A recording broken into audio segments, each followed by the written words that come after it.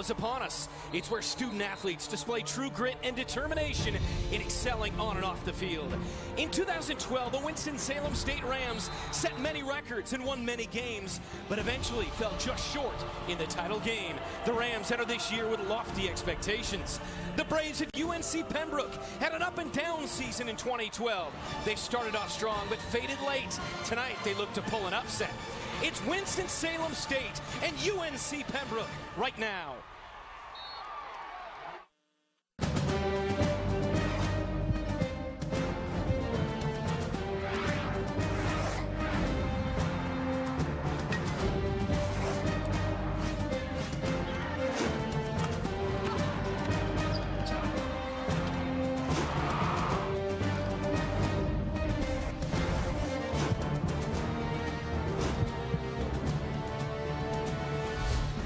Welcome to Pembroke, North Carolina, as NCAA Productions, along with CBS Sports Network, is proud to present the season debut of the NCAA Division II Game of the Week.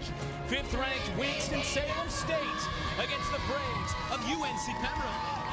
Hi, buddy, and welcome. Brent Stover alongside former NFL lockdown corner. It's Corey Chavis. Over the last 2 years, the Rams of Winston-Salem State, 27-2.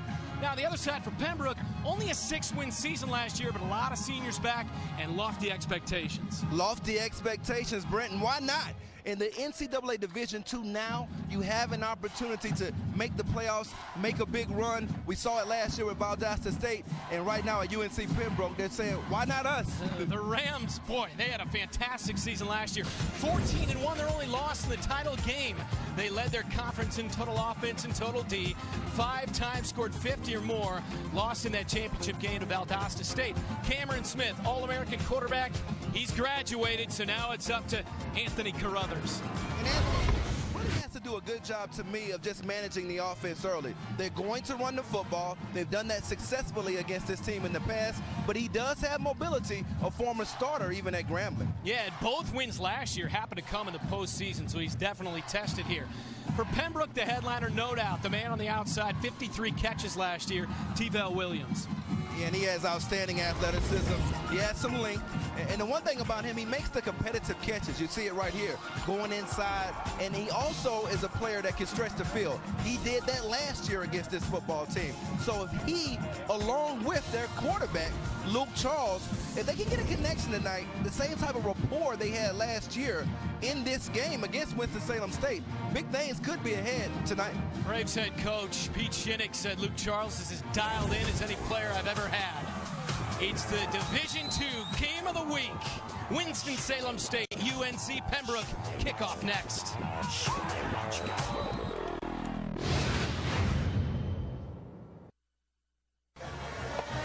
Division II Game of the Week here in Pembroke, North Carolina. Winston-Salem State, UNC Pembroke, and we check in for the first time tonight and this season with Lisa Byington. Hey, Lisa. Hey, Brent. Thank you very much. With UNC Pembroke head coach Pete Shinnick, you took this team, Winston-Salem, to 5 points and lost in the season opener last year. What does this rematch mean to you guys? Well, hey, we know we can play with them, and we're just, we've spent all summer looking at the tape, getting ready for this night, so we're excited about it. You have about 14 fifth-year seniors. How can they make this year special for you?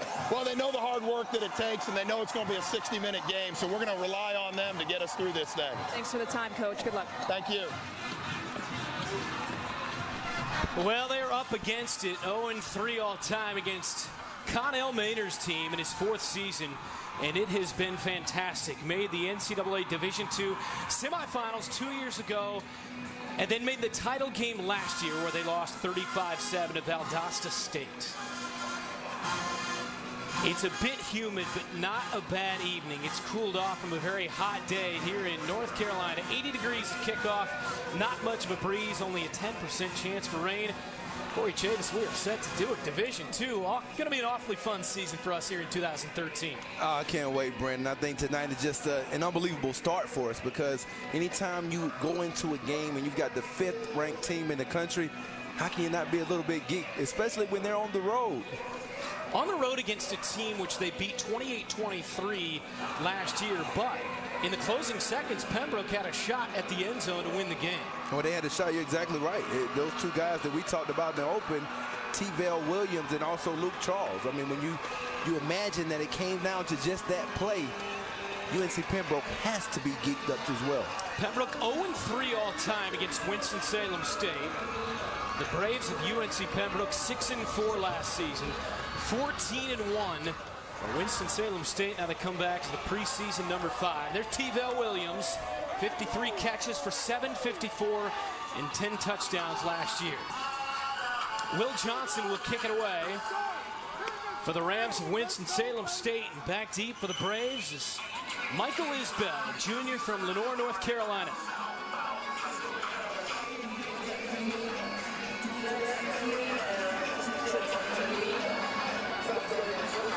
It's the Division II game of the week here on CBS Sports Network with preseason number 5, Winston-Salem State against UNC Pembroke, receiving votes in the opening poll of the year. As we get it started, and Johnson to boot it away.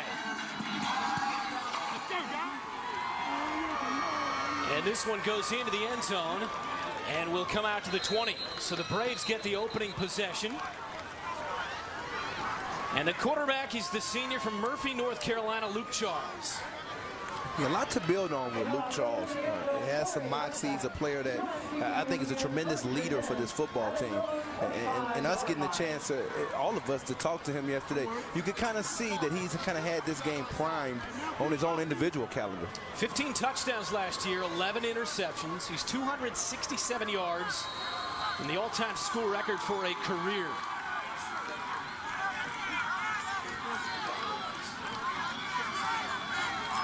Charles opens out of the shotgun with 4 wide. 3 to the right. Elliott Powell stands to his right. Quick hitch out this way. T-Vale Williams out near the 30-yard line before he's getting tackled on the near sideline. A pickup of 5.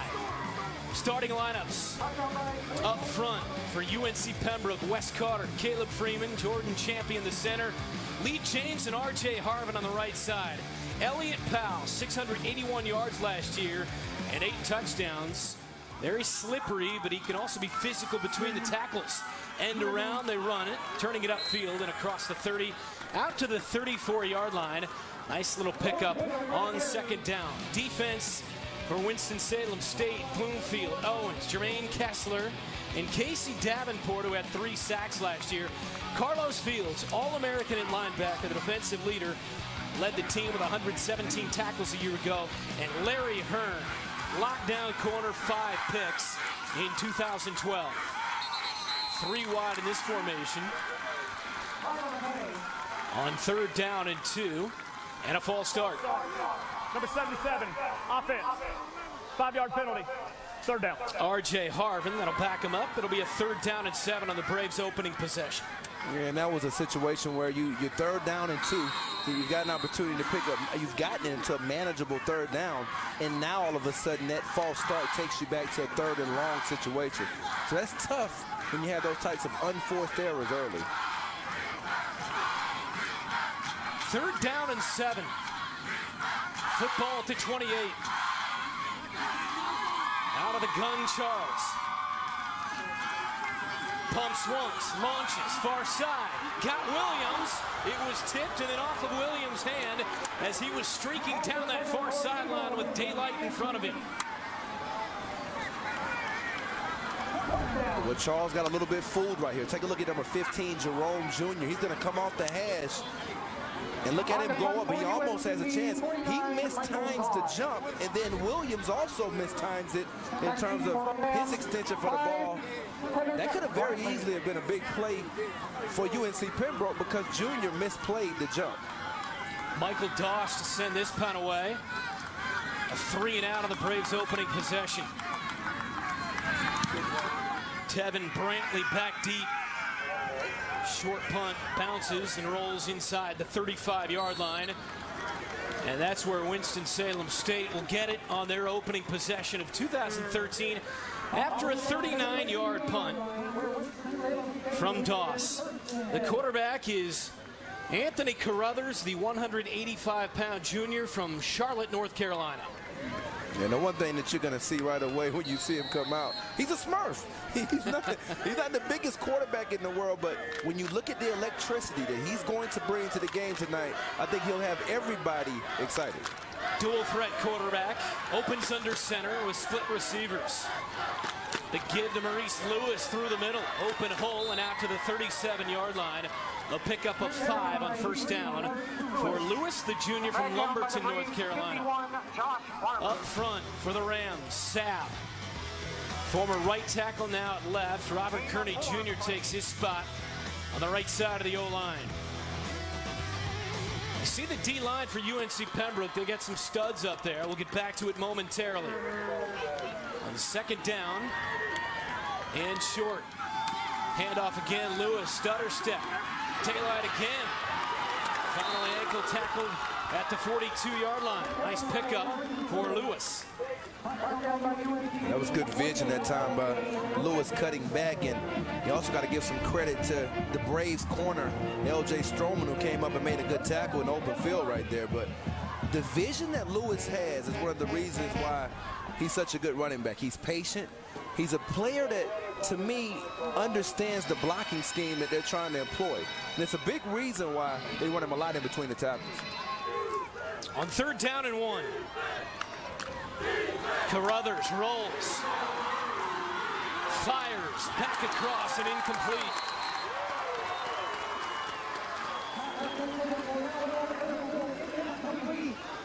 It'll bring up 4th and short. Pretty good pressure that time by the Braves.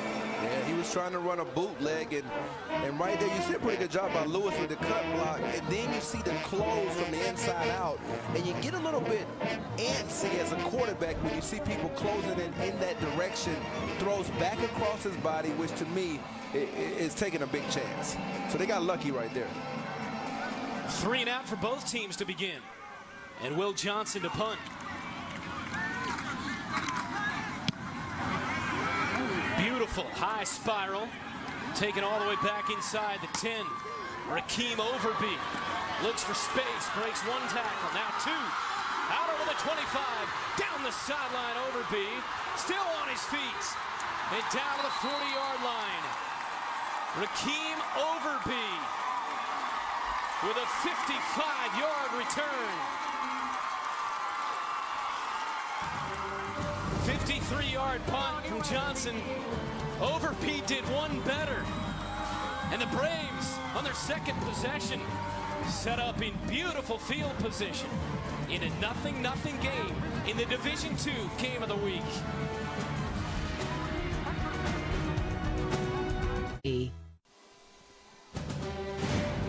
This telecast is sponsored by the NCAA Division II President's Council. NCAA Division II, training student athletes for lifelong achievement. Welcome back, Grace P. Johnson Stadium. Pete Shinnick, 7th-year head coach at Pembroke. Last year was off to a great start. First 6 games, his team was 5-1, rushing for $150 per game. And then the last 4 games, just 1-3. And rushed for less than half that. Set up in good field position on their second possession here this evening. Charles fakes the handoff, zips one far side, complete. Down to the 30-yard line, it's T-Val Williams. As I mentioned there, yeah, that's what it was. 5-1 start, then 1-3. Well, you couldn't have framed it any better, Brent. And I think the thing that happened was they had some games that they let slip away. The Wingate game particularly is one that comes to mind for me. And those are the games that Luke Charles, when he talked with us, talked about finishing. Pickup of 7 for Williams at first.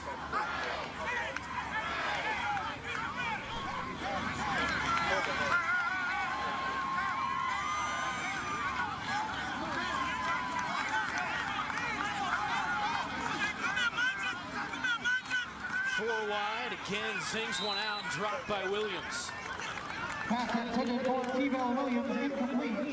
Still somewhat of a filling out process early. The offensive coordinator Jamie D said what they're doing, they're moving their slot receiver around. Ben DeSalle And that determines oftentimes in the pre-snap for Charles what type of coverage Winston-Salem State is playing. And you can see him shifting right here again. And now they're moving Williams to the number 3 slot position. 3rd down and short.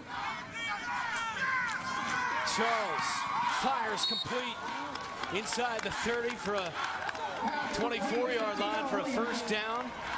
And T-Vell Williams with his 2nd catch on the drive. That's the reason why you move those guys around. You find those mismatches. And that's something we'll see most of tonight.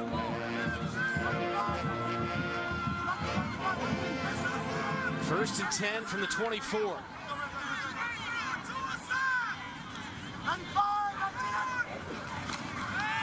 Charles again zips it, caught inside the 10. Rakeem Overby. After his 53-yard punt return, and now he makes a big catch. Well, look at Charles. He looks off the safety to the backside, and then he beats the double coverage with the bang 8 or a skinny post. That was a throw they had some effectiveness with last year, and again, Charles hits it in the red zone. Pickup of 16, 1st and goal, Braves.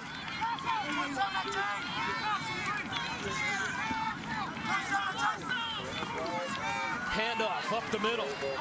Elliott Powell gets a couple inside the 5. Tackle made by Jermaine Kessler and John Reiser. 3 yards on 1st for Powell. And those names you mentioned right then, Brent, you're going to hear those names all afternoon at night, because you got Reiser and then you also have Donnie Owens, Kessler inside. They mix up their defensive line personnel. 6th play of the drive. Play action, floats it, wide open. Did he get it down? No. B.J. Bunn. Well, one official said no, the other said yes. They get together, it's a touchdown for Bunn. That's the ruling. When we talked to the coaches, they said he wasn't afraid of the moment. Let's see if he makes the moment right here. Now they're reversing it, saying no catch, and the offense back out there. Clearly and that's the right call. Yep. No doubt. Charles will try it again. End around. Can he get the edge? Tackled it to 1. The carry by George Wiggum, sophomore wideout from Miami, Florida. Tackle by Shaquan Manning. Boy, the play before, Charles went and chest bumped with Bunn. They were celebrating a touchdown. Now they've got 4th and 1 on their hands, and the offense stays out there. And I look to Williams in this situation, potentially matched up at the left X receiver position. On 4th and goal, handoff. Can he get there?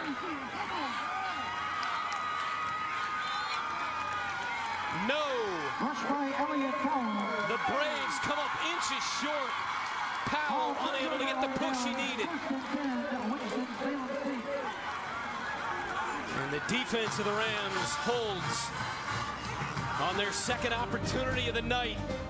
Kessler, Bloomfield, Owens, Davenport, the big guys up front with a goal line stand. My mother made the best chocolate. After a huge defensive goal line stand by Winston-Salem State, they take over at about the 1-inch line. It's the Battle of North Carolina. Winston-Salem State has beaten UNC Pembroke all 3 times. 143 miles is what separates these 2 rivals. And many, many fans have traveled from Winston-Salem down south here tonight for this opening matchup of the season as we head down to Lisa Byington. Yeah, Brent, this school was founded in the 1800s by American Indians and for American Indians. In fact, this region, very heavy in the Lumbee tribe, one of the largest American Indian tribes in the state of North Carolina. Well, this state and this university has grown. In 1996, it became UNC Pembroke, but it's one of the most culturally rich and diverse schools. When you talk about the school and the student section, they are fired up. They come from different backgrounds and different diversities. But I'll tell you what, Brent, they have sold out since 2007, all but 5 games here in Pembroke. Fantastic, and a great crowd here on opening night. After 6 and 4 last year, quick hitter, Carruthers, complete to Wolf and then dropped, and it's going to be ruled an incomplete pass to Eric Wolf, the senior from Rayford, North Carolina.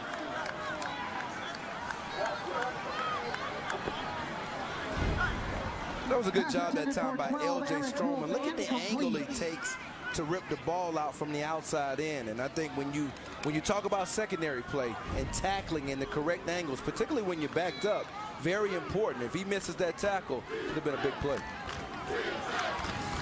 Again from the 1-inch line, stacked up in the backfield, and it's a safety for the Braves.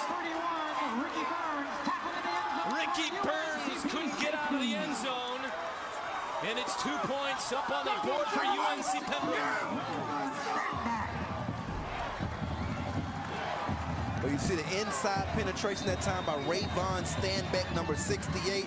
He's a player that they've been waiting on to take the next step. And when you look at how he really got across the face that time of their new right guard, number 52, Justin Keith, unbelievable when it comes to his inside penetration on that play. Senior from Charlotte goes 3'10" and 6'3". Rayvon Stanbeck, who had 2.5 sacks last year and 4.5 TFLs. Yeah, it's not often you see somebody get beaten across their face that bad in a goal line situation, particularly when they're trying to run the ball away from your side. But the leverage that Stanbeck showed on that play, it kind of belies what you were talking about. When you say somebody weighs that much, you would expect them to play that heavy. 6'3", 310. Tell you the defense for Pembroke in 08-09 only gave up 11 points per game, but steadily it's gotten worse. 2 years ago it gave up 27 a game, and then last year 24 points per game. When I watched them on film, I still was impressed with the way that they ran to the football, though. I thought they were a pretty good tackling unit, particularly in their secondary. And I thought that their linebackers, you got to remember one thing. Here we go again, seeing Stanbeck get underneath the block. And I had it wrong. It was actually number 75, Davin Gray, that he got up underneath. And regardless, it was just simply a leverage play. But when you look at this defense, the fact that Fred Williams wasn't here last season, one of their leaders defensively for so long, I think that was a big reason why you had somewhat of a drop-off. So Will Johnson has it teed up at the 20 after the safety. It's 2-0 Braves.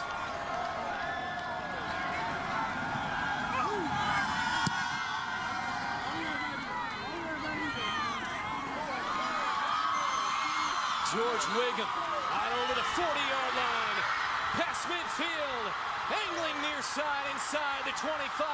Wiggum still on his feet, and finally tackled inside the 20, and a late penalty flag comes in after the long return by Wiggum.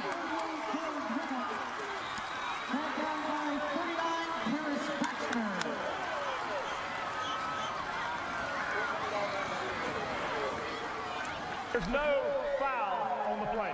First down. Corey, 57 yards on the return. And right now, if you're Winston-Salem State and you're the special teams coach, you're wondering what's going on with our coverage units. And you look at the speed by Wiggum. He's a player that they've expected to have this type of impact. You see him cut back across the grain. Really impressed right now with the energy that they're playing with on special teams. They're picking up downs and putting their team in an outstanding field position. From the 17 with a 2-0 lead.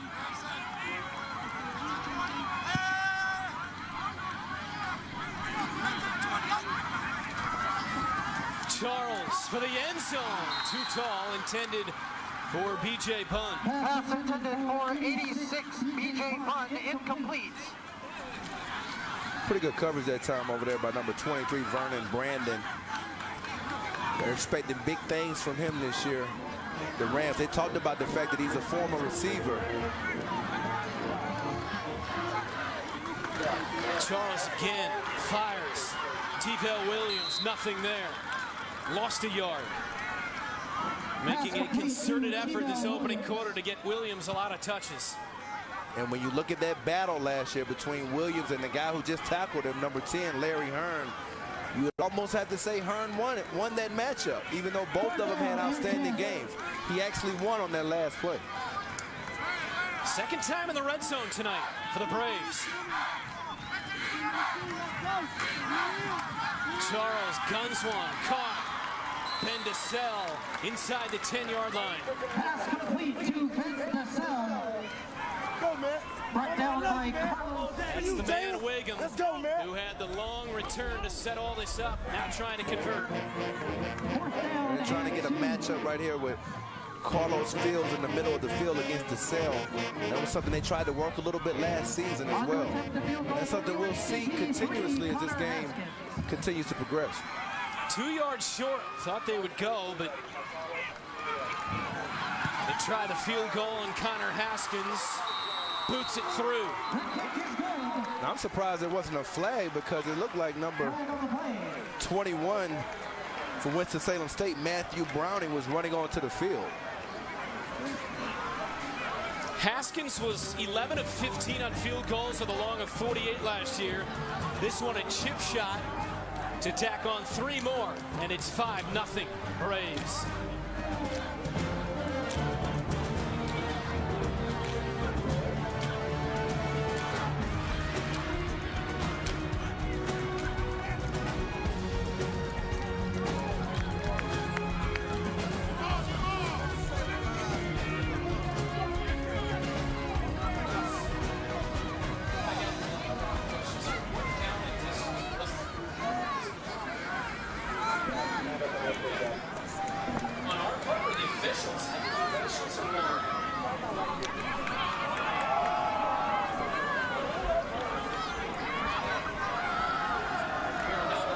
Illegal substitution. My name is Donald Julian.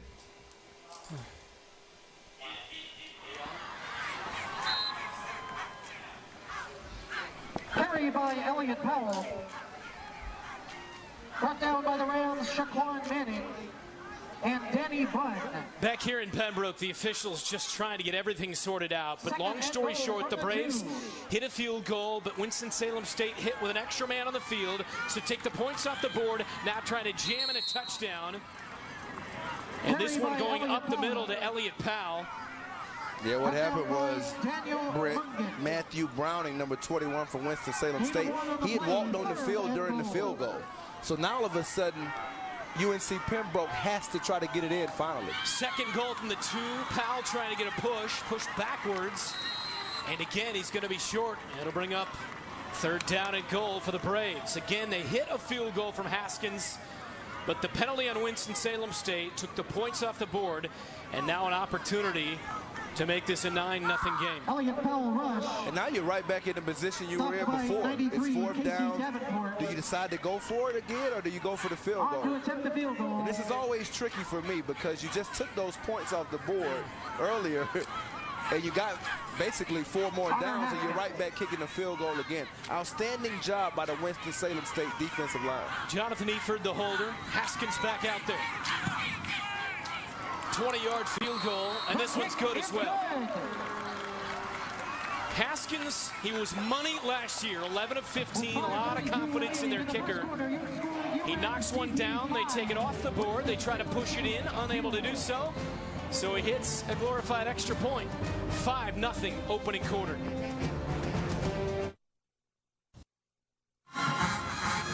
Back here in Pembroke, North Carolina, 5-0. The Braves lead. Got an early safety.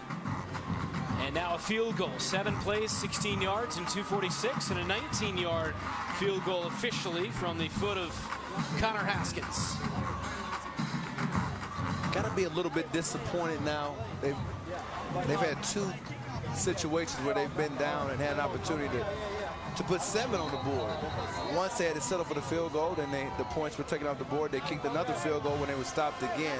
You got to give Winston-Salem State credit. You kind of see why they've been a pretty good team, because they're showing some fortitude when they're in those situations after those big special teams plays. Pembroke is 0-3 against their in-state rival. The last 2 have been tight. Lost 28-23 last season. Haskins to send it away.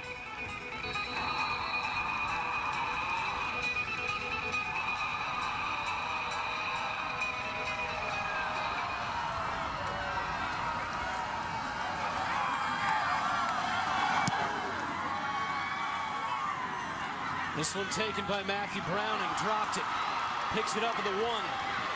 Out over the 10, got tattooed right there. Good special teams tonight by the Braves. For all the latest news, stats, polls, and more, visit NCAA.com. NCAA.com is the official online home for the NCAA championships.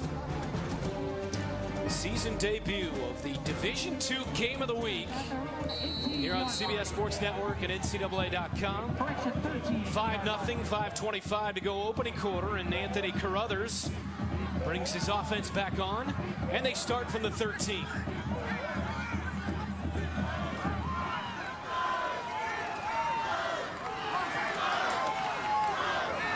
Bootleg, near side, fires, complete, Tevin Brantley. Down the sideline across the 40-yard line. Leading returning receiver is Tevin Brantley. Run out of bounds by watch him right here. They actually fake it to his right and go back to his left. Look at him re-square his shoulders. Now standing past the Brantley on the move. Anytime you use that play action, you isolate that middle linebacker, Fred Williams. He now has to react to the bootleg. And it was a good throw and catch. 28 yards for Brantley, who made 28 catches last year for nearly 400 yards.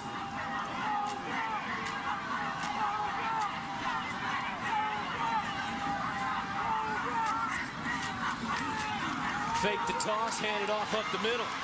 Lewis out to the 47. Carry by Maurice Lewis. 7 yards on first down for Lewis.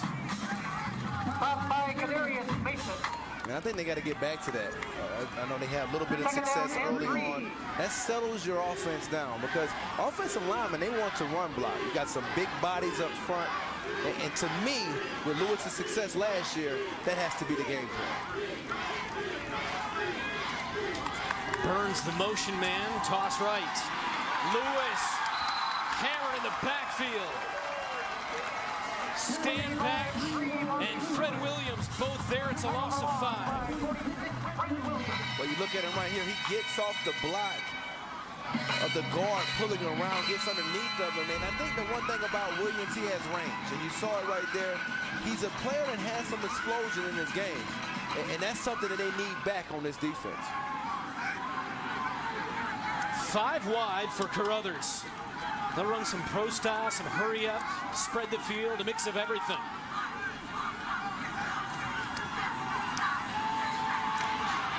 In trouble. Penalty flag down. Carruthers sings one. Caught. No, incomplete. They say he juggled it out of bounds. Would have been short of a first down anyway. And we'll see what the penalty is. Yeah, that's probably a holding call. Matt Turner seemed like he was getting back there, causing some havoc. Holding, number 52, offense. That penalty is declined. 4th down. Justin Key, sophomore from Suffolk, Virginia, guilty on that one.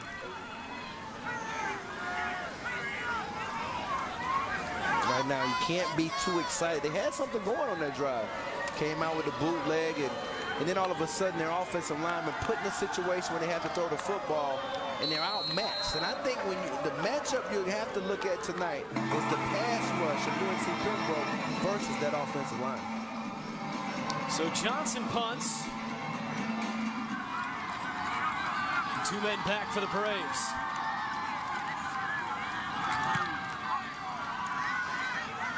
This one towards L.J. Stroman that bounces out well short of him.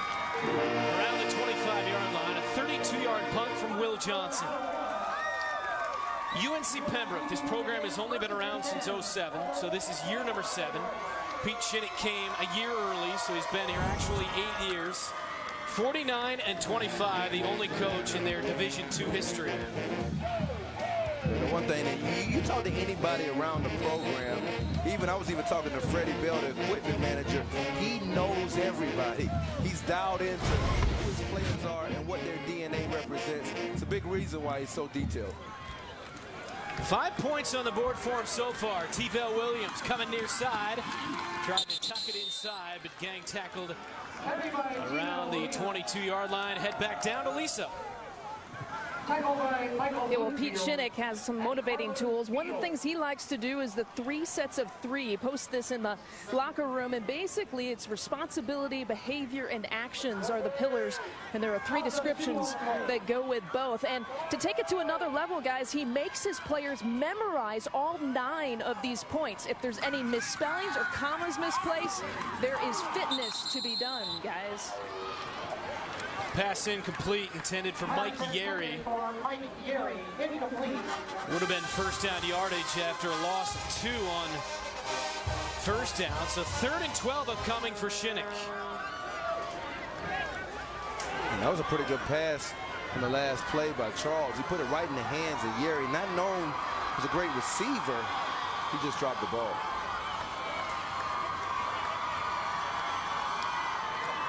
Charleston 3rd and long, swings it out.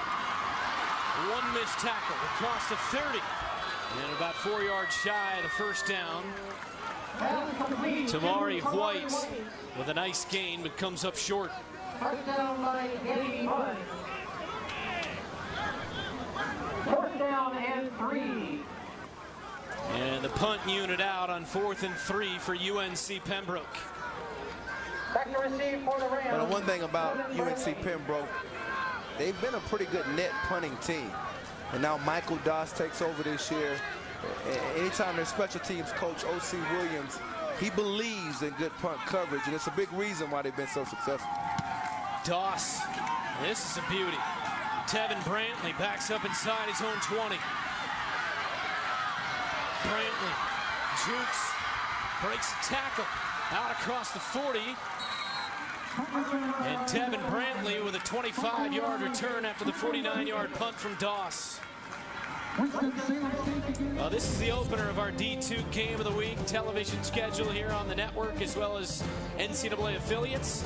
Next week, we're at Big D. An opportunity to see Dustin Vaughn and Ethan Westbrook. A lot of great games that we're blessed with on that schedule this year. From the 41, Carruthers fakes the end around, launches over the middle, intended for Brantley, nearly picked off, penalty flag down. And Dominic Bridge is pleading his case that he was able to kick it up in the air and make the pick.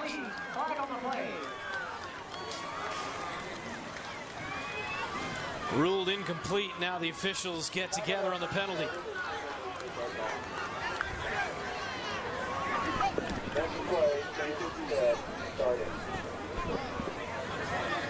Pass interference. Defense. Number 22.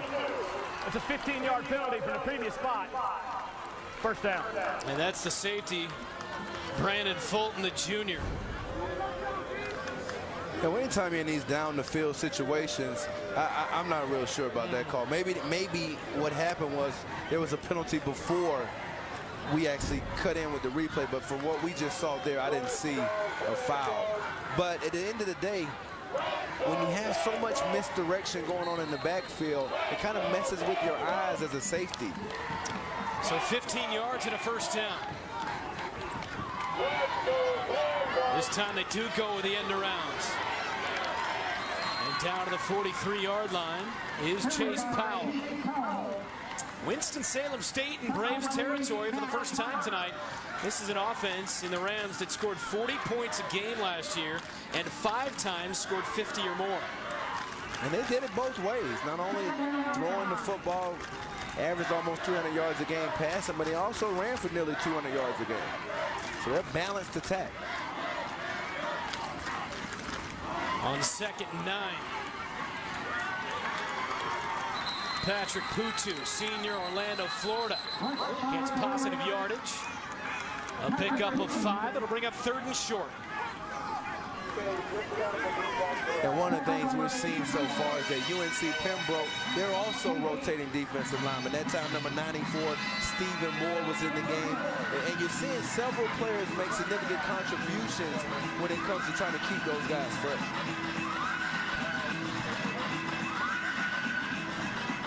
3rd down and 4 from the 38. Carruthers gives. Open lane, dragging tacklers inside the 35. A 1st down run by Patrick Putu, the 2nd team running back for the Rams.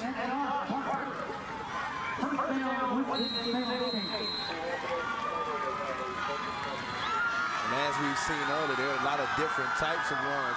They've run to the outside with some toss. They faked the reverse with an inside zone. That last time they had somewhat of a lag draw. So they have a lot of different runs within their scheme, and it's tough to defend.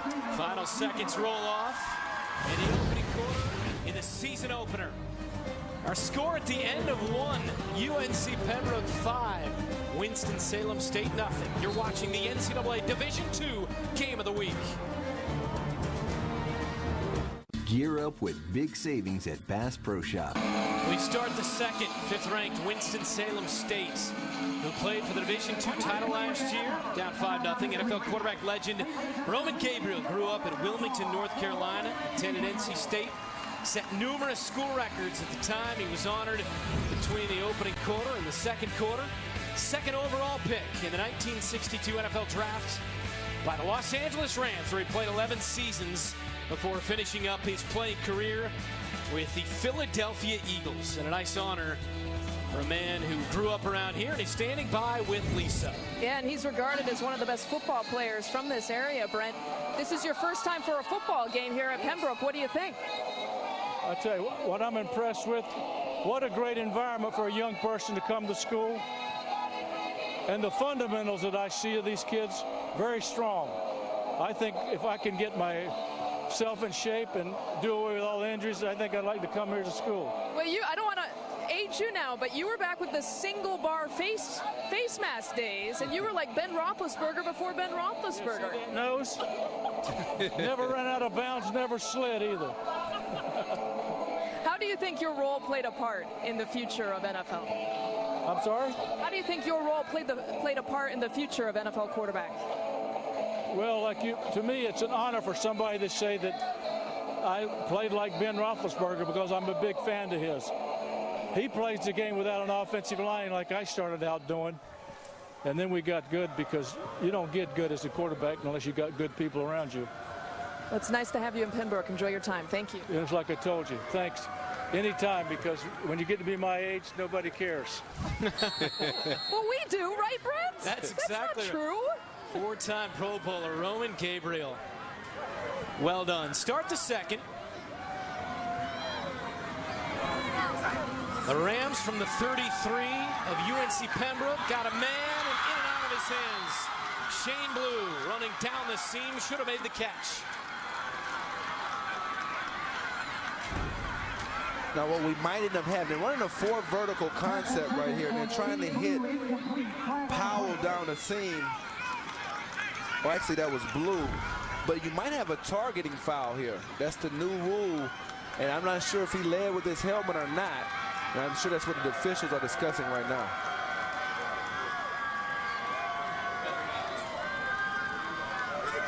And obviously if it is, Grant, he's going to have to sit out the rest of this game, basically the first half and the second half. If it happens in the first half of a game, you sit out the second half. If it happens in the second half, you sit out the first half of the next game. And by the rule, in terms of whether or not you're using that and launching. Personal foul. Targeting. Number 28 on the defense. By rule, number 28 is disqualified. Yeah. And there's a perfect example of this new rule. And it is such a gray area, and it's a decision that has to be made in a millisecond. Awfully tough. It is, and in that situation, from the replay, and our guys down the truck just did an outstanding job of showing that you can see, but it really comes down to whether or not you're launching any part of your body. It doesn't necessarily just have to be your helmet. So, and that's the reason why these rules are so strictly enforced. L.J. Stroman, who's also their punt returner, is disqualified for the rest of the game. And I think what he was trying to do was actually lead with his shoulder, And what ended up happening inevitably, sometimes that happens on the field. Your helmet ends up going up as you're leading with your shoulder. And it's unfortunate because he's had such a good fall camp. And just talking to his secondary coach, O.C. Williams, and to get ejected when you've worked so hard in the first game of the year, it's tough to deal with for not only the entire team, but for him individually. So again, L.J. Stroman goes to the locker room. He is done for the night. He's been ejected. The new rule in college football. First in the red zone tonight for the Rams. They start 1st and 10 at the 18. Off the penalty. Fake handoff to Putu. Carruthers dives inside. Down to the 12. By Anthony Carruthers. Brought down by the Braves. 5 yards for Carruthers on first. And I thought we'd see a little bit of that, the zone read where he's actually reading the end, and that was a good job by Elliott coming back and making the tackle. And now what UNC Pembroke has to do, Brent, they've got to settle down, because when you have a penalty like that where one of your top players gets ejected, it's demoralizing for your football team. From the 13 on 2nd down. Rollout. Carruthers. End zone. Incomplete. Intended for Chase Powell and couldn't come up with it.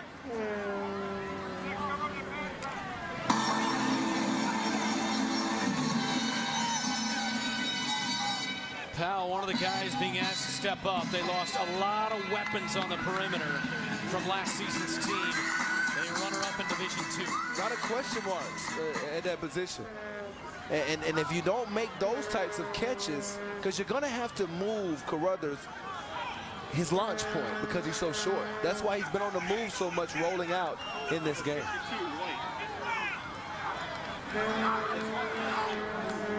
Looks like we may have a false start. Officials getting together. I never saw. Well, here we go. Holding. Offense. Number 52. That penalty is declined. 3rd down. Second penalty of the opening half on Justin Key, the left guard. We mentioned the wide receivers, the firepower they lost. You're talking about Massey, Butler, and Williams. I mean, look at the numbers that go away now this year to graduation. And Massey was a vertical threat. He was somebody that could stretch the field. Butler was a player they like to use on double moves some. He was also one that had outstanding speed. And I think the biggest thing they've lost with those guys leaving the program, they've lost an element of speed and really presented matchup problems for other teams. From the 13, Carruthers fires back the other way. Shane Blue tackled down inside the 10 at the 9 after a pickup of 3. Now that was an outstanding play by Darcus Elliott. Yeah, it won't show up in the stat book, but that was probably the best play we've seen tonight. They ran a tight end throwback where they're actually throwing back across the grain. And if you take a look at his positioning, you'll see him beat the block of number 75 that time, Davin Gray, and get outside. And if he doesn't make that tackle, it's a walk-in touchdown. That last graphic we showed you, it's a combined 178 catches and 39 touchdowns. So guys like Wolf, guys like Chase Powell, Shane Blue, the tight end as well. 4th and 1, they go for it. Carruthers play action, dumps it off at the feet of the target, incomplete. Intended for Ricky Burns, and they turn it over on downs. The ball turns over on downs. 1st and 10, Braves. We've talked so much about them moving the pocket, moving the launch point so we can see.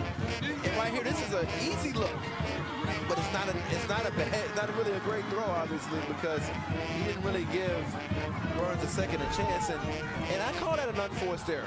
That's like anything else you have. It's a false start. It's a holding call, which they had on that drive, and they've had some of that in this transition to Carruthers early in this game. So Charles and the offense back on the field, leading 5-0. From the 9, Elliott Powell picks up a couple. Carry by Elliott Powell. Tackled by the Rams, 96, Jermaine Kessler. Jermaine Kessler, the stop, the senior from Lumberton, North Carolina. I know he got to go in the middle, though. Well, they haven't been able to run the ball at all. I mean, I think inside trying to run the ball has been completely thwarted by the Rams. And Kessler and also Reiser, they've both done an outstanding job. Pembroke, that is their first charge timeout of the half. Luke Charles calls timeout. First of the half at 12:49 to go. Here in the second, leading 5-0 on a safety and a subsequent field goal.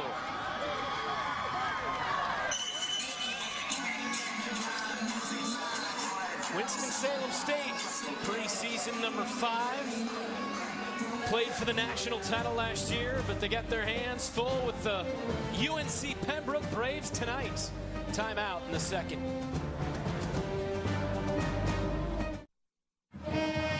Early second quarter.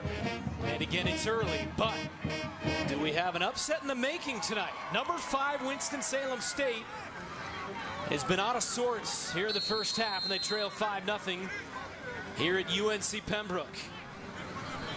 Second down and 8 for the Braves.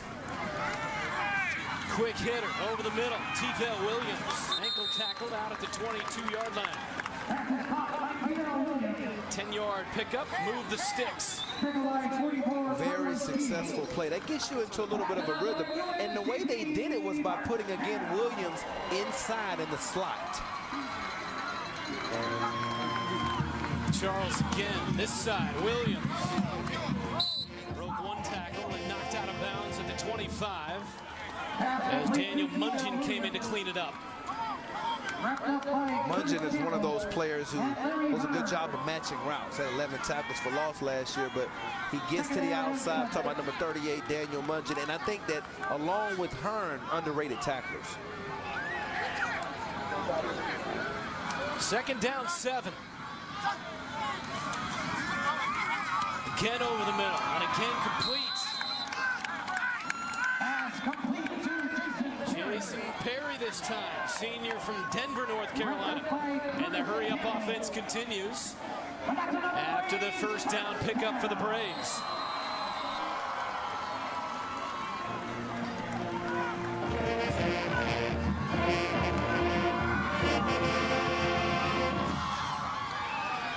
Impressed with Luke Charles so far. 2 first downs on this drive.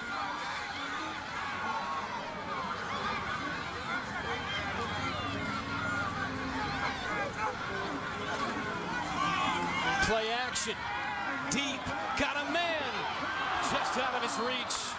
Going for Isbell over the top. I really like what offensive coordinator Jamie Deese did on that play. He ended up bringing in number 41, Chris Pittman, and all of a sudden now you set up the play action. You see it with the fake, and I like the throw by Charles. If you've got a player like Isbell who can run, you have to give him a chance to go get it. So many times you see quarterbacks underthrow those types of passes.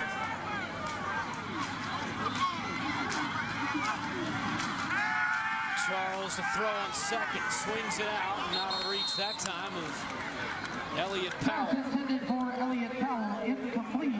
That play wasn't going anywhere at all because Curtis Campbell was absolutely dialed in, number 46. And the one thing about these linebackers for Winston-Salem State, and they've got, obviously he's a transfer from North Carolina, or he graduated from North Carolina and was able to come play here. They've got some speed at linebacker. Third down and 10.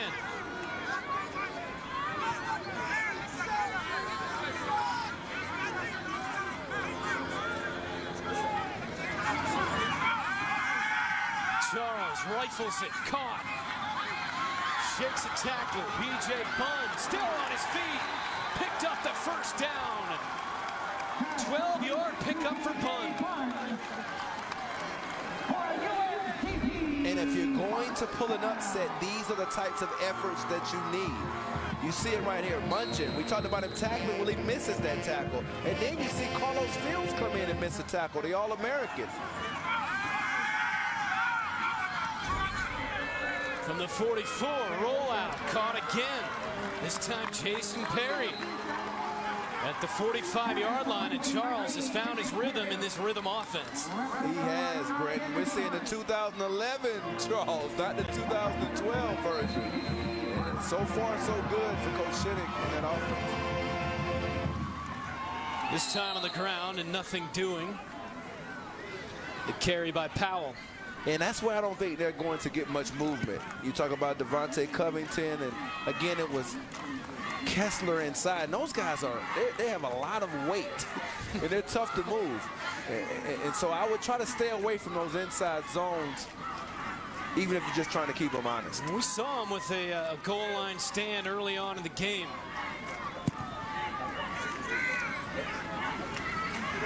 Charles. Again complete. Michael Isbell picked up 3. And now Charles on this drive, 6 of 8 for 46 yards. Well, I thought you said it best when you talked about rhythm, because I think that's what Coach Deese, the offensive coordinator, wants him to do, is get into a rhythm, and then all of a sudden you're able to keep them off balance because you can get right back up and line up as they're doing right now.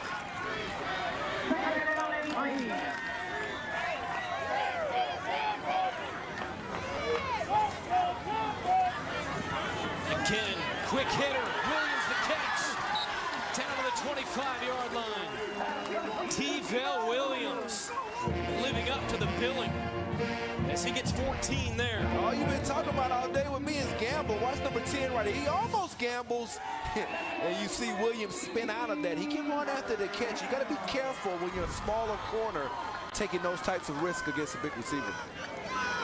First down carry. Running room for Elliott Powell. Down near the 10-yard line. And he gets a dozen right there. Yeah, Matthew Browning didn't want any of that. You saw some explosion through the hips by Powell. Another first down for the Braves. Powell through the middle, takes his time and zips down to the 6. And Powell gets 6 more on that chunk. We talked about not running inside, but when you throw it as effectively as they have, you speed up the pace. Those big guys get tired. And all of a sudden, you can run it a little bit inside. 14th play of this drive. It's 2nd down and 2 for Charles and the Braves offense.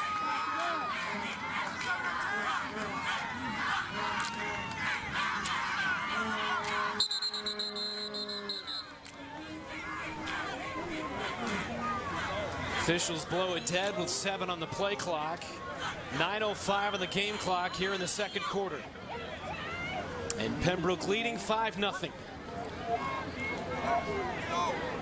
Well, anytime you have a senior quarterback like Charles, he can call plays out at the line of scrimmage in terms of what they're doing, the defensive fronts, and get his own offensive line aligned correctly, whether that's protections or maybe even an audible check. He has some freedom because the coaching staff trusts him. So 2nd down and short. Just outside the 5. Play action.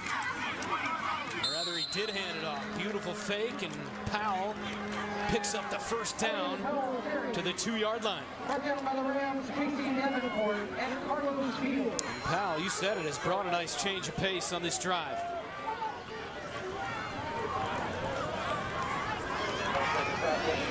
Brings up a 1st and goal. Mark it actually at the 3. Hand off the middle. Breaking tackles and pushing forward. Tamari White just shy of the goal line.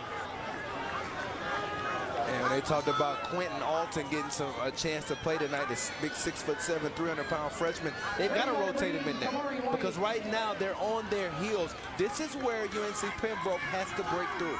2nd and goal. White again. Touchdown. UNC Pembroke.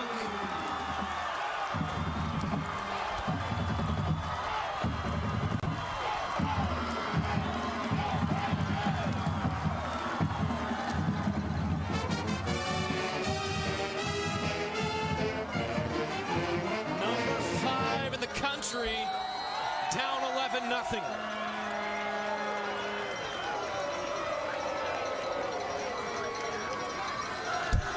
Haskins splits the uprights. 12 zip. 15 plays and 90 yards. Tamari White pays it off from a yard out. Number 5 on the ropes in the first half.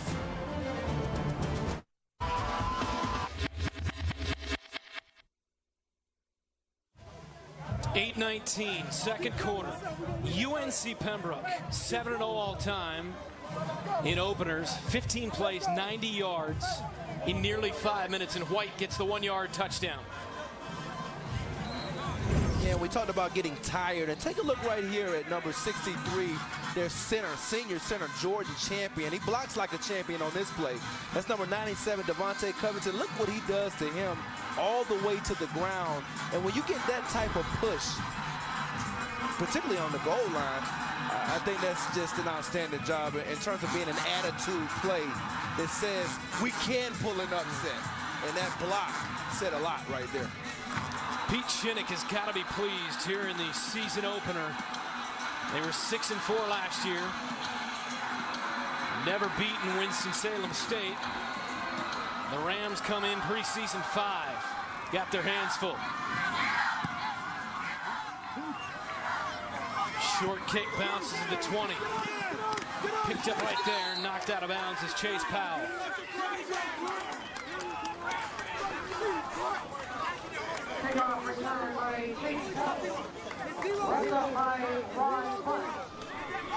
So now Anthony Carruthers and this offense, which again averaged 40 points a game last season, they got to find some kind of a rhythm.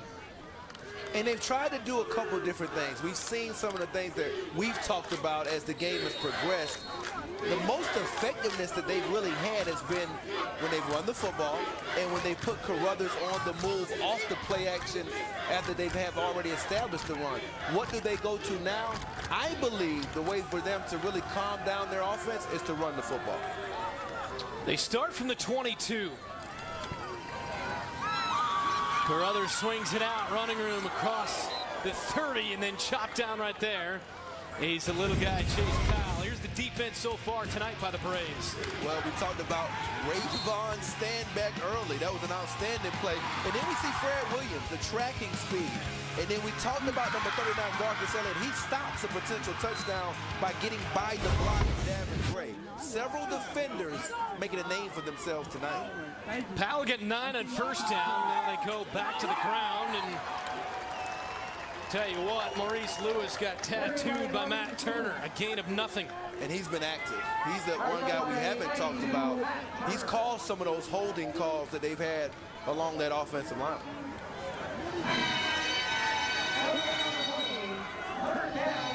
Brings up 3rd down and 2 for the Rams. Trailing 12-0 at the midpoint here in the second.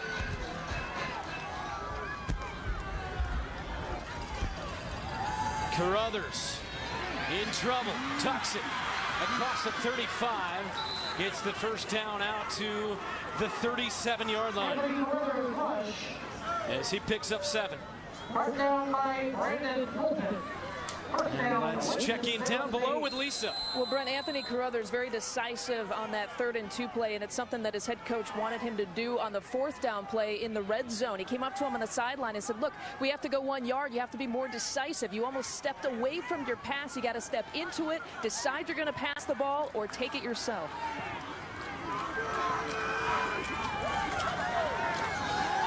Roll out again, dumps it off. Shane Blue out to midfield where he takes heavy contact, but not before he gains a first down and 13 yards for the Rams. They're trying to get Shane Blue involved. It's an outstanding job by Lisa, giving us a feel for what's going on down there in terms of how they're trying to make some adjustments. And one adjustment they're making, based on what Lisa talked about, is getting his head on right, because sometimes when you miss some passes, it can mess with your confidence a little bit. Saw Connell Maynard, the head coach. He calls the plays. Nice mix so far in this drive. In open space again. Inside the 45, down to the 40-yard line. Eric Williams picks up 9. Boy, they run a lot of guys in and out there on the perimeter. Yeah, you've got, and it forces you to match up. And one of the players that I was interested to see match up with those guys that they're running in and out, as you alluded to, Brent, was number 7, Preston Perry for UNC Pembroke. He missed a tackle, actually, on that last play. Second one, end around, slips a tackle in the backfield, but can't get by the next one. Powell taken down by Mike Keck. That was an outstanding job. Look at him get the penetration, but really it's Devontae Bush, number 52. He slips out of his grasp, but he can't slip out of the grasp of Keck. And the thing that I liked about him on that play, continue to flatten down the line of scrimmage, even though the play was running away from him. Keck starting in place of Joshua Gooding, suspended for the game, violation of team rules. On 3rd and 3, the handoff. Putu never got to the outside. Josh Barber.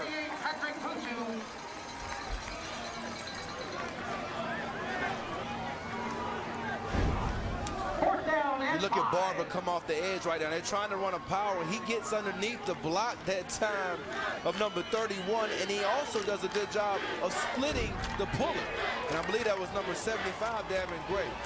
4th and 5, they go for it. From the 44 of the Braves.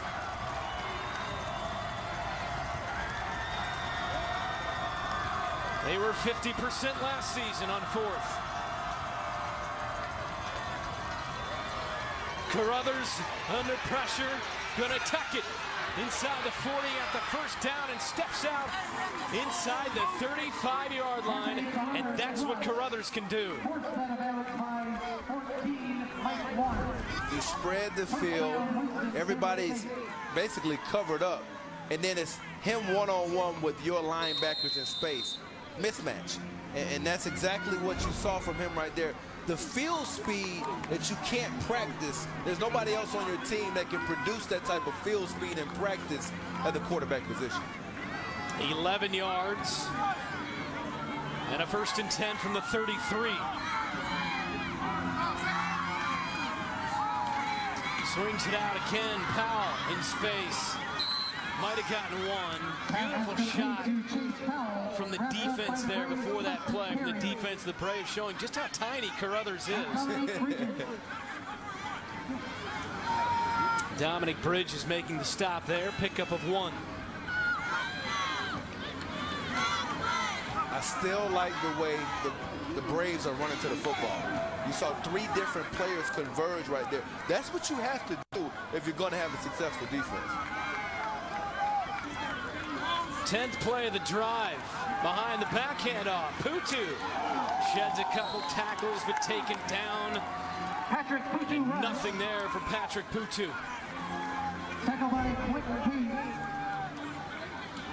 Well, you see him right there. That's kind of like a Statue of Liberty type play. But watch number 6 right here. Quentin Payne says, no way. This is my own Statue of Liberty. And I tell you what, he got energetic and excited about it, and I am too, because that's what you have to do. Again, I talk about making statements, and if you're the Braves trying to pull an upset, that's an energy hit for the crowd. 3rd and 10. Carruthers launches, intended for Brantley, nearly picked off. Broken up by Bridges, who nearly had a pick earlier.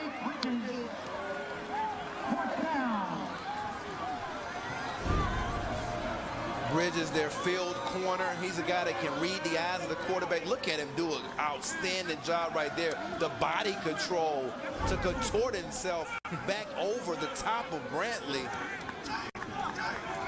They will go for it again on this drive. The first one was 4th and 5. Now it's 4th and 10. Carruthers steps up, fires, complete. First down pickup inside the 20 to Eric Wolf. Complete to Eric Wolf. First down, Winston-Salem State. And that was a pretty good throw that last time, too. I mean, when you talk about a deep comeback, even though we've talked about him moving the sight lines for him, threw 12 touchdowns last year, and that's part of their offense. Good catch by Eric Wolf over there again, keeping his feet in bounds. 14-yard pickup on 4th down. They converted twice now on 4th on this drive. This one, quarterback draw inside the 10 before Carruthers is chopped down there. Rush, tackled by UNCP's Brandon Fulton. I think based on that conversation that Lisa had with Connell Maynard downstairs, or not the conversation she had that he had with the quarterback, Carruthers, and she talked about, you've seen a different quarterback on this drive. Another first down pickup. First and goal from the 9.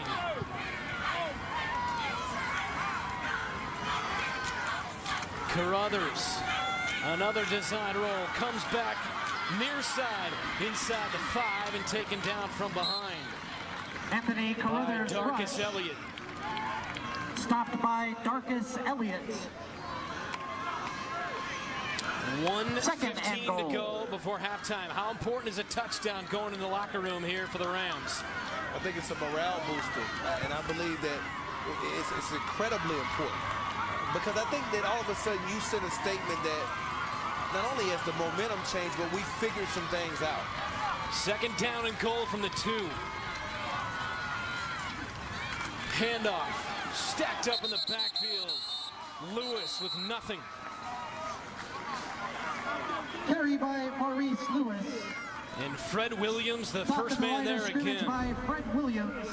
Well, anytime you're just running a straight lead right there, you've got to get people coming off the edge and making a play. And that time it was Kellen Rankin, number 20, who filled the duty. And anytime you can do it and do it that well, you reverse the momentum back to your side of it. Now it's third down. And Brent, I agree with you. This is a huge play in terms of the momentum of this football game. Third and goal, 14 seconds left. And down to 4 on the play clock. And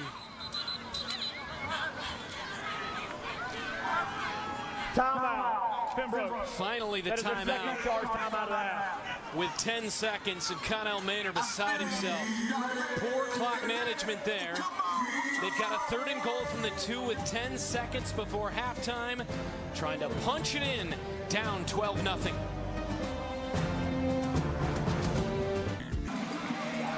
Connell Maynard's team on a 15-play drive. They've run it 10 times. They've thrown it 5 times. They've got 10 seconds in the half and a third and goal from the 2.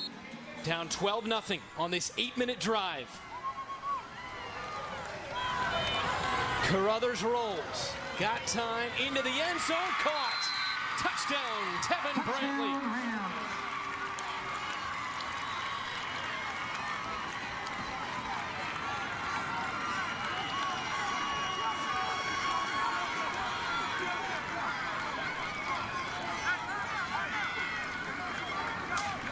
A 2-yard touchdown strike. Carruthers to Brantley. And Winston-Salem State on the board.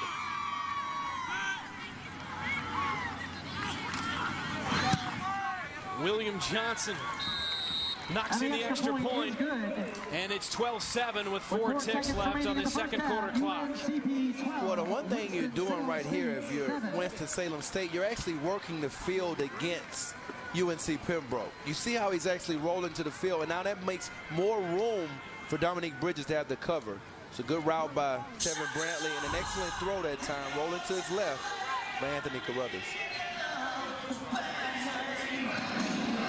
Anthony Carruthers started 2 of 8, 15 yards. Since then, he's completed 6 of 7 for 59 yards. And Connell Maynard calling a brilliant drive to close out this first half. And when you talk to the UNC Pembroke coaching staff, they really talked about how he sticks with what they do as an offense regardless of the score for 4 quarters. And that's one of the things, even when they talk with other coaches around the nation, when you talk about Winston-Salem State, that's what they do. They rarely change the formula or the recipe. They continue to do what they do well.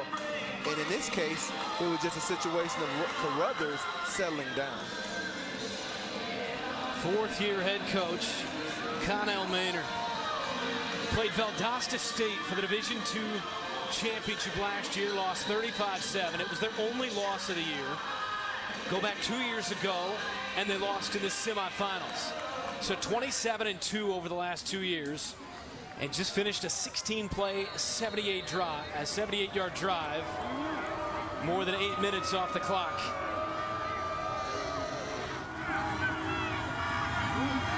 Johnson sends it away. Low squibber, and they will fall on it at the 27.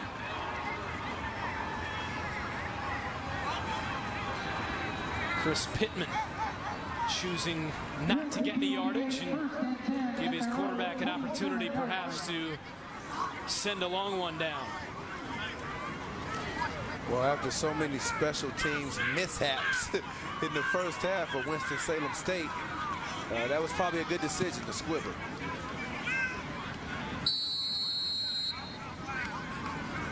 They will mark it at the 26 as Charles brings him out to the field. 4 ticks left, 12-7 UNC Pembroke leads 5th-ranked Winston-Salem State. 2013 debut of the Division II Game of the Week. They will play it safe. And Elliott Powell goes up the gut. Horn sounds, and we're at halftime.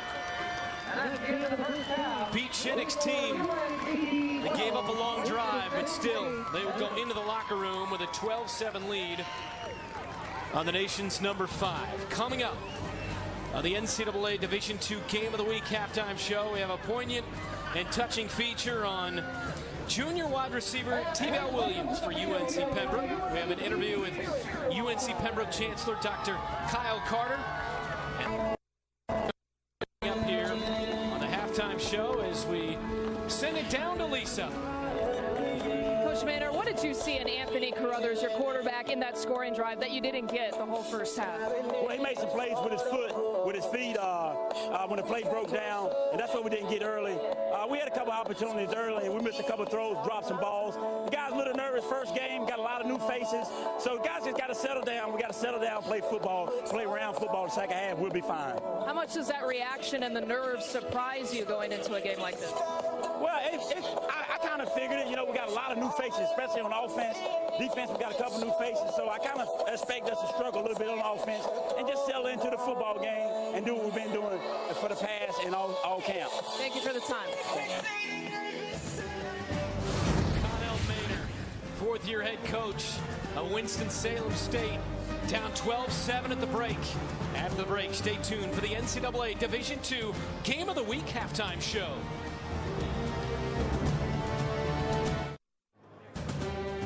Halftime here, UNC Pembroke leading by 5 over Winston-Salem State. So happy to be with you for the 8th year here for Division II football. And here at the half, we'll highlight some of the human interest stories from either team and showcase the D2 way. Not only do the D2 players and athletes and administrators want their student athletes to be balanced here on the field, but they want them to be balanced people as well. And one Braves receiver, T-Val Williams, well, he's got a balanced life. It wasn't always that way. And Ken Anderson tells us how he's moving the chains in more ways than one. We're dry.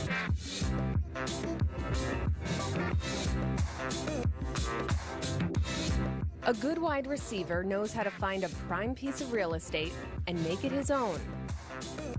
For UNC Pembroke's T-Val Williams, it's a skill that comes naturally.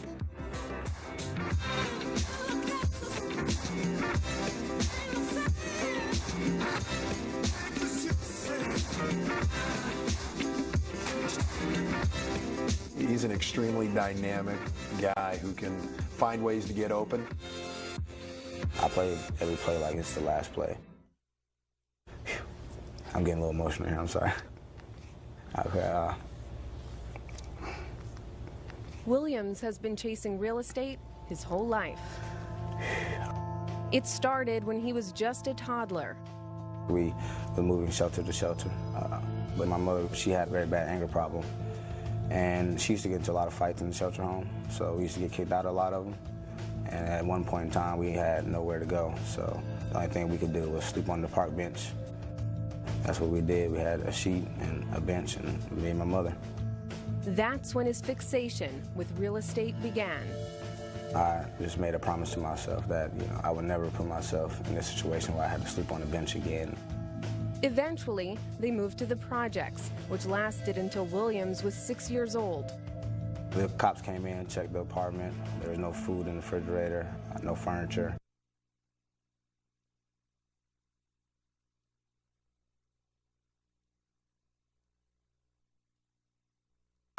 But where there's a Williams, there's a way. From Back here at UNC Pembroke at halftime, the home team, the Braves, leading number 5, Winston-Salem State, 12-7. Brent Stover back with the chancellor of UNC Pembroke. It's Dr. Kyle Carter. Kyle, so far so good on the field, but overall, just the growth of the university. I mean, things are good in Pembroke, it seems, right now. Well, they are. And if you look at this venue, it's really special for us. We're excited to see such a crowd, and looks like we need some more stands. Absolutely. You just recently made a hire of Dick Christie as the new athletic director. Talk a little bit about that. Carter, UNC Pembroke Chancellor, they lead 12-7 on the field over Winston-Salem State. Highlights and stats up next. Awesome. Reinvention isn't 12-7, we start the third. Pete Shinnick standing by down below moments ago with Lisa Byington. All right, thank you very much. Well, the last time you had the football, you took it 90 yards. What did you like about that scoring drive? Well, just great perseverance out of our guys. Never gave up. B.J. Bunn made a great play on third down, and then our O-line started getting movement down there in the red zone. You're leading the number 5 team in the country by 5. What was the message as you left the locker room to this team? Hey, we got 30 minutes left. We didn't come here to lose. We expect to win this thing. Thank you. Well, Pete Shinnick's team, it was a good opening half. Can they complete the upset now? 115 through the air from Luke Charles, who was really dialed in the opening half. Total yardage plus 22 in favor of the Braves. Charles 14-21. T-Bell Williams 7 catches for 44. And Pembroke got 1 touchdown. Same for the Rams, and it's a 5-point game. One of the things that I think really I'm looking for in the second half is to see whether or not Winston-Salem State goes back to the running game. I think when you look at what they did in the first half, they started off pretty passionately following what I would have thought would have been the game plan coming in, because you can't forget last year, Maurice Lewis ran for 134 yards and 2 touchdowns against this team. And he was the reason I believe they won the football game, because he brought a personality to their offensive unit. You're breaking in a new quarterback, and I thought they put the pressure on his shoulders a little too much in the first half, Brent. Well, the quarterback, Anthony Carruthers, really gained some tempo in that touchdown drive for Connell Maynard's team to close out the first half. More than 8 minutes, 78 yards, 16 plays. I mean, you want to talk about momentum going into the second half. We'll see if they can carry it through, as they will get the opening touch of this half. Chase Powell back deep with Patrick Putu. Connor Haskins boots it only to the 20. Upman takes it out near the 30-yard line, and that's Putu. Kickoff return by 28, Patrick Putu. So Winston-Salem State closed the second quarter with a long touchdown drive of 16 plays, punched it into Tevin Brantley from 2 yards out, and really, really important to get those points up on the board. You're talking about a team that played for the Division II national title last year, 27-2 over the last 2 years. Cameron Smith, the All-American quarterback, gone to graduation, but this man, Anthony Carruthers, won 2 games in the postseason for him last year. So he's battle-tested. Trying to bring him from behind tonight. Chase Powell, speedy, gets the first down out near the 40-yard line. 11 yards in the opening play from scrimmage here in the third. That's the third time now that they've run that play when they've aligned in that trips formation to the field. And they're trying to isolate their linebackers in terms of being able to make space tackles and outflank the defense. From the 39, out of the shotgun. Tosses near side. Powell so speedy into Braves territory. The 5'8" freshman goes 175 from Upper Marlboro, Maryland, 15 yards. When they fake the inside zone, it looks like he's going to run it. Has the defense in a conundrum, and then all of a sudden he passes it outside to Powell. So he's somewhat of a magician now with the football, and I think his confidence, again, we've talked about that, beginning to pick up. Third catch of the night for Powell. And again, the rollout. Guns it, caught. Inside the 30 and upended. Around the 27 is Shane Blue. Another first down pickup for the Rams, 19 yards. We talked about being a magician. Look at him right here, extend the ball, and then all of a sudden he's back on the perimeter. And this time he's looking for Blue. And look at the snatch catch. And there was two players that he possibly could have thrown to on that play because Brantley was open as well. But the big thing is Bridges got hurt on that play potentially. And they cannot afford to lose Dominique Bridges after already having lost L.J. Stroman. This is major, this cramp right now that he has on their right sideline. You mentioned L.J. Stroman was ejected from the game in the second quarter for a helmet-to-helmet on Shane Blue going over the middle. And now Bridges, the other starting corner, dealing with the cramps. Junior from Burlington, North Carolina, helped to the sideline.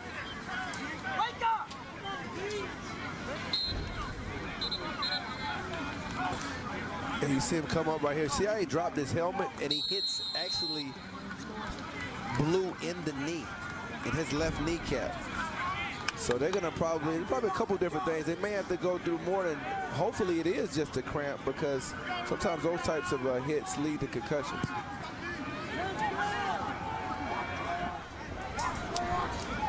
So he's on the trainer's table on the sideline. Carruthers 3 of 3 for 45 yards on this drive.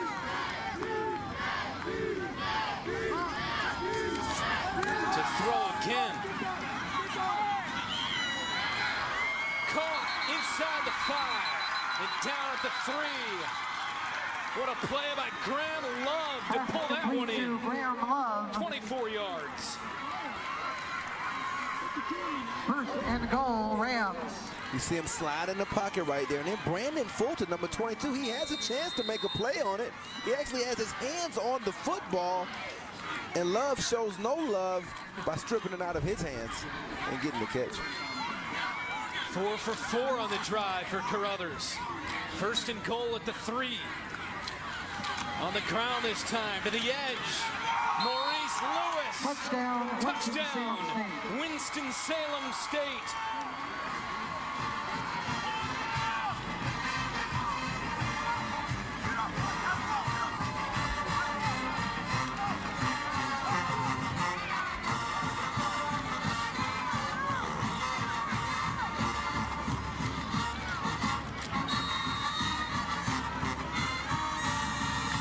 And now for the extra point. Will Johnson. Winston-Salem State. The point after is good. It went 13 on a 14-0 scoring run. Closed the first half on the touchdown drive. And with ease, they opened the third quarter with another one. Maurice Lewis off the right side, untouched. And the Rams in front. My mother made the best toffee in the world. 14-12, the 5th-ranked Rams in front for the first time tonight. 5 plays, 72 yards, a minute 52, and Maurice Lewis scampers in from 3 yards out. Well, I'll tell you what, when you look right here at number 40, Jerry Chandler, 6'5", 285 pounds. He's matched up over there with Darcus Elliott, who's only 5'10", 200 pounds. It's like having an extra tackle, and that block enabled them on that two-back outside stretch to get it in. It's always those blocks on the goal line, isolation-wise, that ultimately end up breaking it for those running backs, particularly when you're running outside, and Chandler did a good job on that play. Back-to-back touchdowns. So the last 2 drives for Winston-Salem State. Johnson sends it away.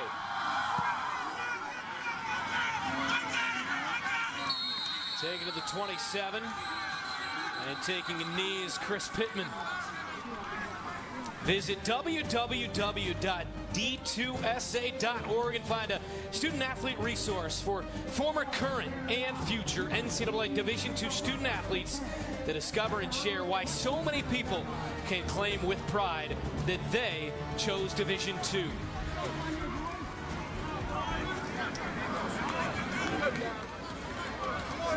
Back-to-back touchdowns now.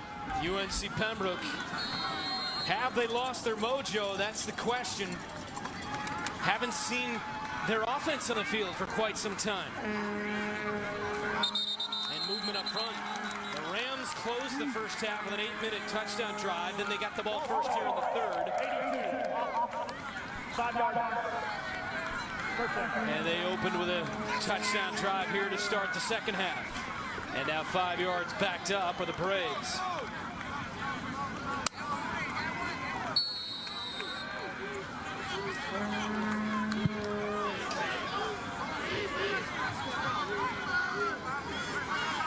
First and 15. Football to 22.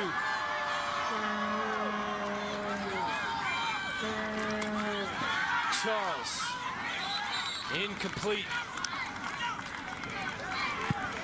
Intended for Jason Perry.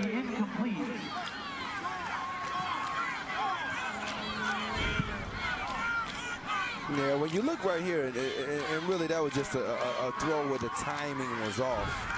And his footwork wasn't aligned with the direction of the throw. And this one batted down at the line. Tony Owens got in there. We haven't heard much from him tonight. Thought he would have a much bigger impact. 6'3", 295 pounds. And look at him right here doing a good job of getting the hands up. He has some athleticism. Preseason All-CIAA selection.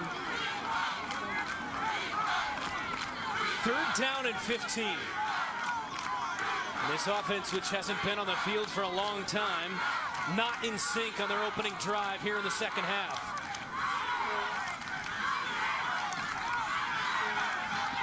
Charles rifles it into double coverage, intended for Perry, and 3 and out for the Braves.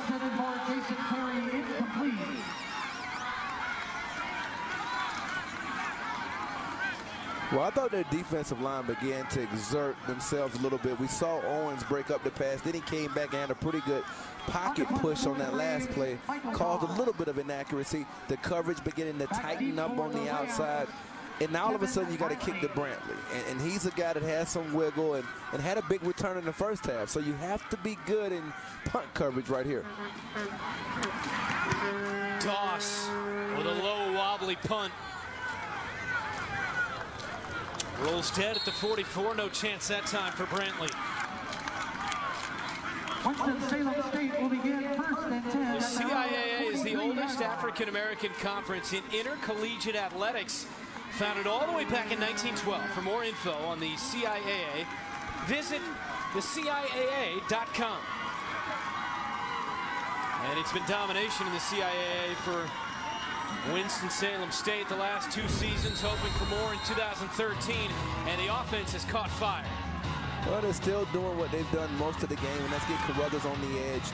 I like the way Blue's been involved. You see him move in the pocket right there to kind of set up that throw. I thought it was a chance for Brandon Fulton to make a play. Then we talked about this great block by Chandler on the edge.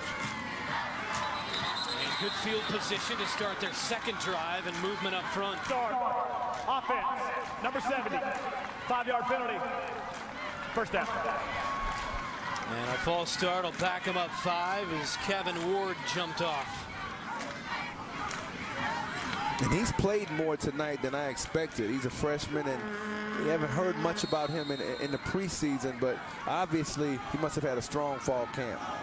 Last 2 possessions, $150. After struggling for the opening 4 possessions. Going deep over the middle. Brantley, it's out of his reach. Into double coverage. Even with that miss, Anthony Carruthers is 10 for his last 12. And the one thing that I liked about that play is that that's something that they did last year with Cameron Smith in this game. They faked a lot of those outside zones. He would pull it back and attack them down the field. We've seen that a couple of times from him now, which lets me know that this is an offense that, even though he's only 5'9", maybe, it won't change for them during the season. On second long, calls his own number. Slippery out to the 46. Picked up 8.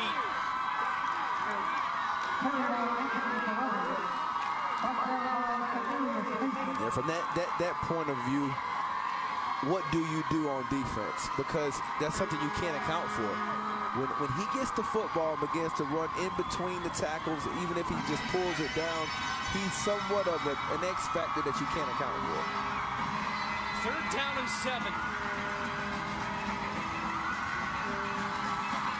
Flips it over the middle, Brantley. Across midfield, taken down at the 47 by Preston Perry.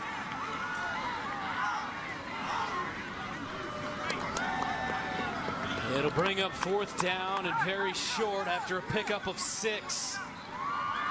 They've been aggressive going for it on 4th downs too, Brent, most of the day. 4th and 1, they keep the offense on. Hard count from Carruthers, and now backs off.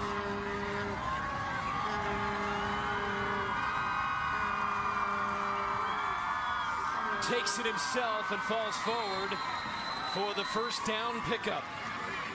And the rhythm, to say the least, has been found by Connell Maynor and his offense, and a nice push here. Yeah, well, I thought that Coach Richardson did a pretty good job of bringing a stunt that time by number 52, Devontae Bush, inside. And I think it just came to a point where he really, even though he made contact, he was already falling forward. So it wasn't a bad call defensively. It was just that it was such a short yardage to pick up.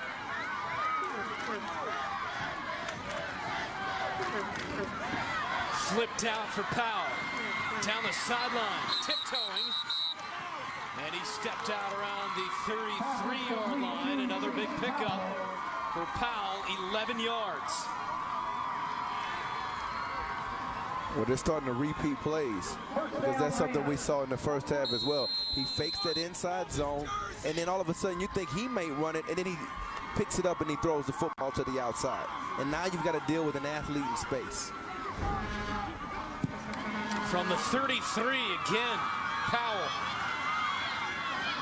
Down to the 25-yard line. Picked up 8 more right there. And basically these are the extension of the running game, because now all of a sudden if you're on one side, you're faking the inside zone, and then you're coming back and throwing the screen. Then you come back, you've thrown the bubble screen when you go on trips.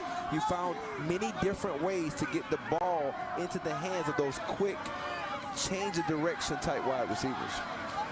He stepped out at the 27, so pickup of 6. And a 2nd down and 4.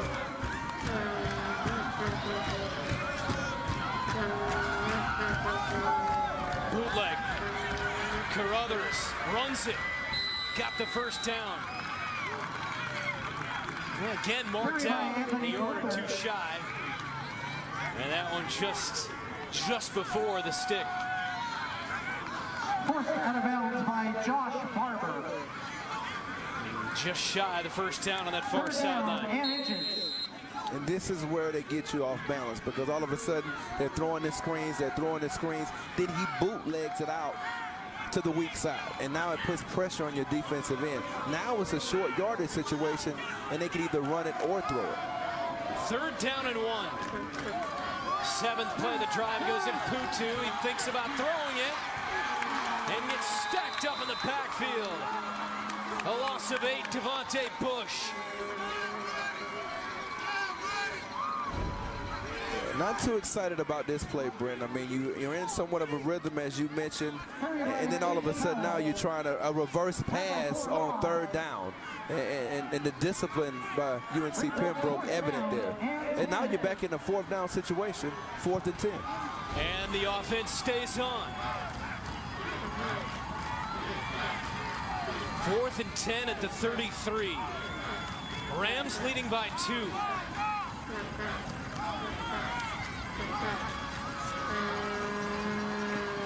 Carruthers zings it on the comeback, and the catch made by Eric Wolf on the far sideline, and again they convert on 4th.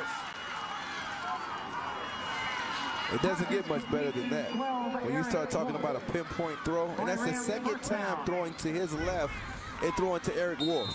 And it was excellent coverage over there by B.J. Fields, number 15. You see how he almost got his hand in there? But when you're that accurate and show anticipation, again, proving that he can, in fact, throw from the pocket. So there's some encouraging signs for the Rams in terms of what he's doing overall as a passer. They are 4 of 5 tonight on 4th down. Play action. Carruthers steps up, shakes a couple of defenders, and finally tackled by Kadarius Mason, the junior from China Grove, North Carolina. Give him some credit for versatility. Last year, when Fred Williams went down, he moved to the Mike linebacker position and did an outstanding job. 80 tackles, led the team, and unselfish, now moving back out the defensive end. And when you can add a player like him in the mix still, it helps your overall defense. On 2nd down, Putu shakes inside the 20 and taken down at the 17 by Matt Turner. Dragged down by UNCP's Matt Turner. Interested to see what defensive coordinator Shane Richardson goes to right here. Do they play some man coverage? Do they come after Winston-Salem State? When you think about what you just mentioned, the success on 4th down, hopefully in this situation, you get them in a position where you can get them off the field on this 3rd down conversion. 12th play of the drive, 3rd and 9.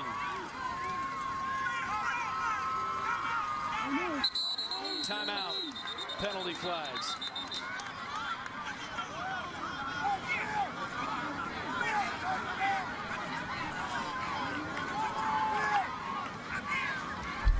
There's no foul on the play.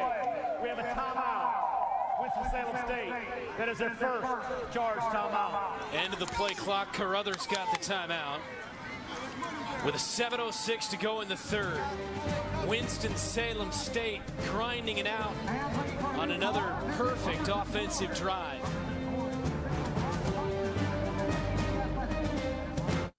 The official supplier. Back to action, 3rd and 9. Carruthers escapes trouble. Rolling near side and finally throws it away. It brings up a 4th and 9. And so far tonight, the Rams are 4 of 5 on 4th. We'll see if they try it again for a 6th time. On to attempt the field goal for the Rams, 47, Will Johnson. They won't. Will Johnson will attempt the field goal. Freshman kicker from High Point, North Carolina. It's a 35-yard attempt for the left-footed kicker, Johnson.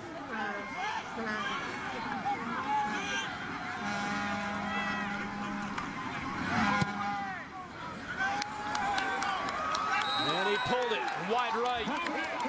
Johnson misses from 35 yards away, and the Rams unable to capitalize on another nice offensive drive.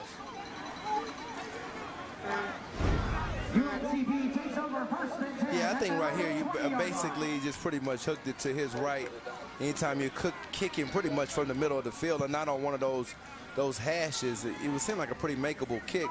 Probably a test for Coach Maynard right there and their staff to kind of see where they're at with him in terms of his range and moving forward. So that was as much about next week and the weeks beyond as it was just about that kick itself. So Charles in the Pembroke offense. They begin at the 20.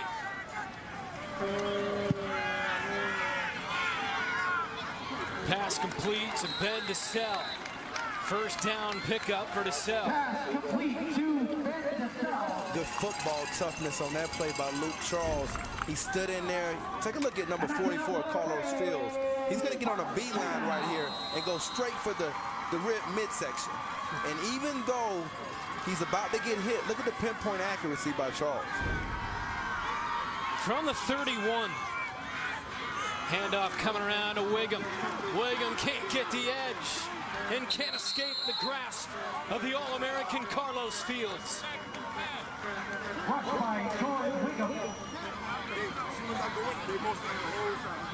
I'm going to tell you something. You're not going to outrun Carlos Fields. He put on 15 pounds, but it doesn't stop those wheels from turning. That's what he can do. He can run. He's a true sideline-to-sideline player.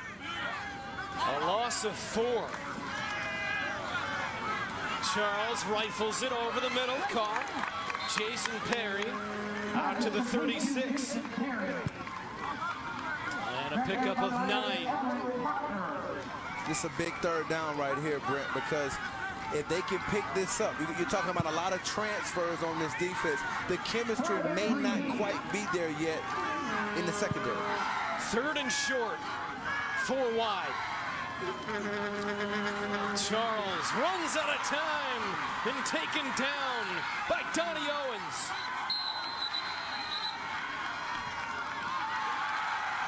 Loose ball and picked up by Winston-Salem State.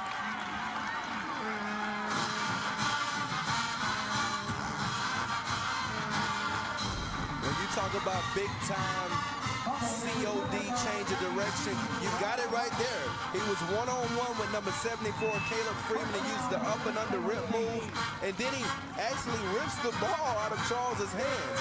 And then you got a lot of people, John Reiser, we've been talking about him all night, active, getting to the football. But Donnie Owens is the game changer on their defensive line. And I felt like he was a player they'd have problems matching up with, and you saw it right there. So the Rams get it in good field position from the 32. Carruthers to the air. Caught wide open. Inside the 15 is Shane Blue. 23-yard pickup. And yes, we've seen that play too, Brent. Early in the first half, they went 4 verticals off the play action, and that was the play in which Stroman actually got kicked out of the game. This time, they throw it more back to the inside, and Blue makes the adjustment. So the rhythm, the repeating of plays, a lot going right now for the Rams.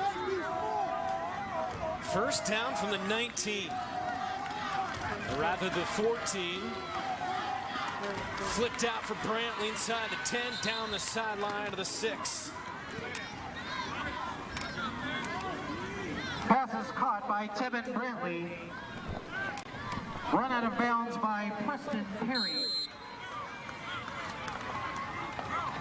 2nd down. We've seen them work a lot to the field. A lot of their top plays tonight. What I mean by that, they're working to the wide portion of the field, which puts more stress on the defense in terms of the ground you have to cover. Anytime you have an athletic quarterback, you want to give him those types of run-pass options. From the 6, 2nd and 2. Lewis tucks inside into the end zone. 6-yard touchdown run. Maurice Lewis.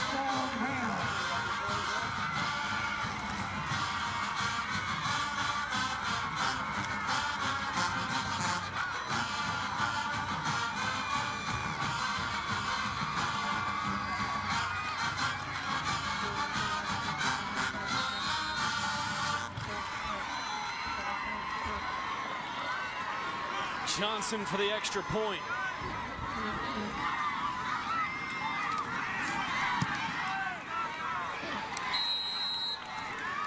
(21-12).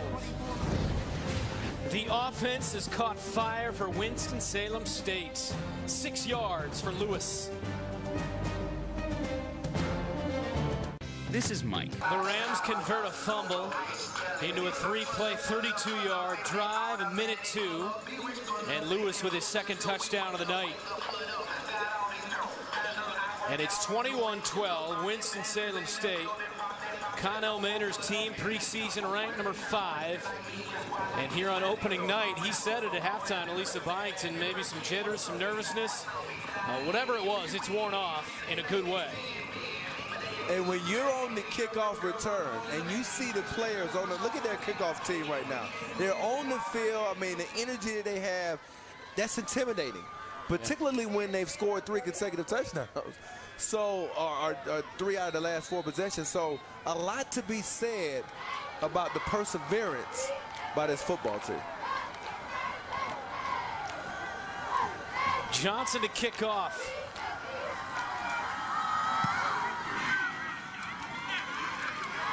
This one taken to the 24. Trying to get outside. And out to the 34 for Michael Isbell. For all the latest news, stats, polls, and more, visit NCAA.com. NCAA.com is the official online home for the NCAA Championships. We are in Pembroke, North Carolina tonight. Beautiful country in this area of the United States. 140 miles separates Winston-Salem State from UNC Pembroke. Isbell wants to throw. Launches. Got a man just out of the arch. Outstretched arms of B.J. Bunn.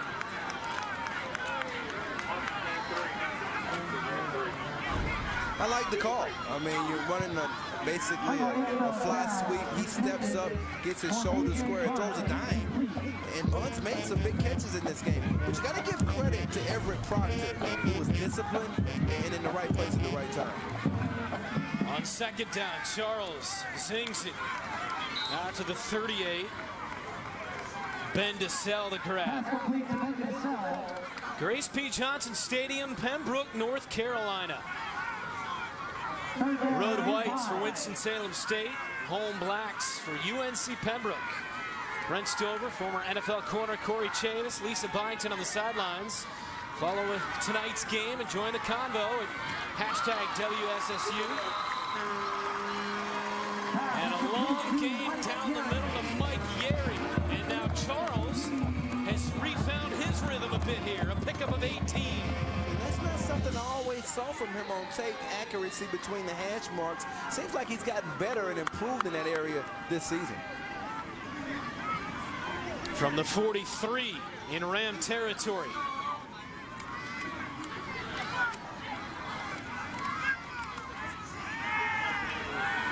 Charles, deep, wide open, underthrew him. Larry Hearn, the interception. Hearn had 5 picks last season, gets his first right here tonight. Well, maybe I was a little bit premature in feeling like he had improved. And one thing you don't want to do is make a mistake against Larry Hearn. And I don't really think that it was. I think they had a pretty clean pocket. And you just see one thing about him, he's 5'9", 175 pounds, plays much bigger than that. And you saw him go up and high point the ball. Natural ball skills. This kid has a legitimate chance to be an All-American. In terms of a feel for the game, haven't seen many better than what he has. He has a tremendous football IQ, and his transition and footwork and ball skills are top-notch. They take over from just inside the 20. Pump fake, floats it, picked off, intercepted, coming back near side to the end zone, touchdown, Mike Daniels.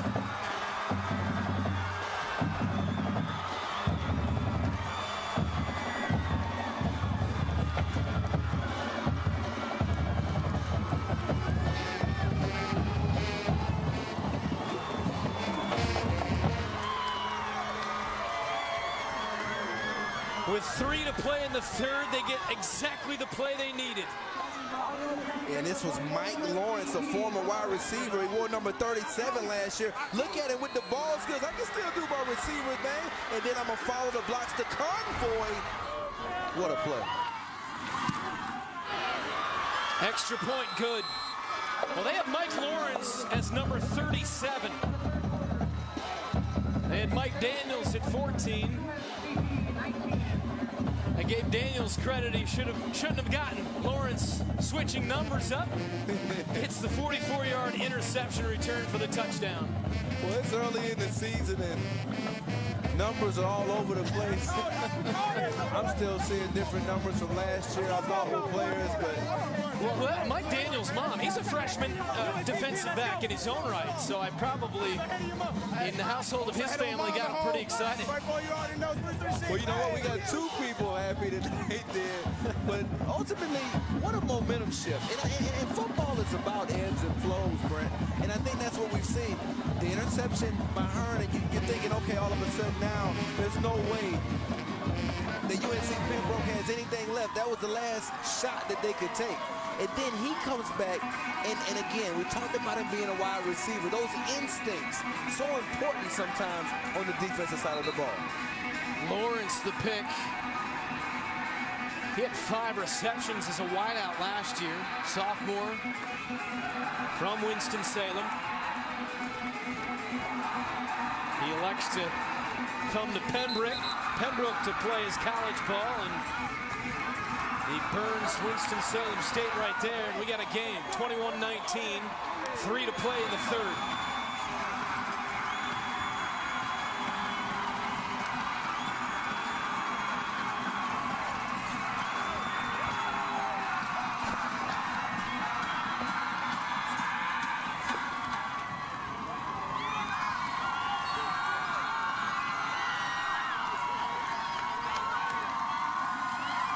Haskins boots it away.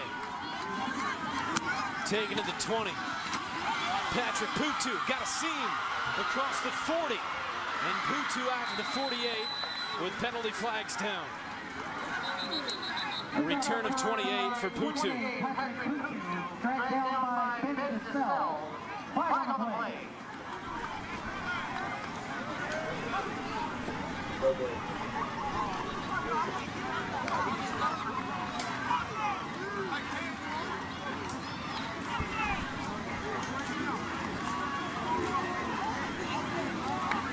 During the return, holding on the return team, number 28. It's a 10-yard foul from the spot of the foul. First down. Holding 10 yards, and this is a huge play right here. Well, you thought he had something right there, just completely underthrew the football. And then all of a sudden, the next play, Carruthers says, I'm going to try it too. And no, Lawrence says, you will not to my side. And you're talking about players who are having to replace players. You're seeing the great blocks out there, the effort by players such as Fred Williams and Devontae Bush. All of these factors, when you combine them together, suggest we're not only in store for a great fourth quarter, we're in store for a nice final 2:53 this third. 21-19, Winston-Salem State offensively. The last 4 drives, it's been a well-oiled machine.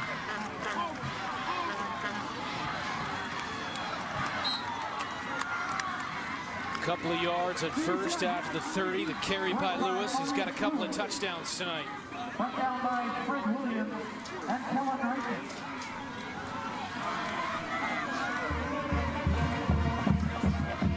Yeah, and again, those defensive linemen rotating have done such a good job. I believe that time it was James Maynard who got inside. So continuing to rotate those defensive linemen. Handoff again, Lewis.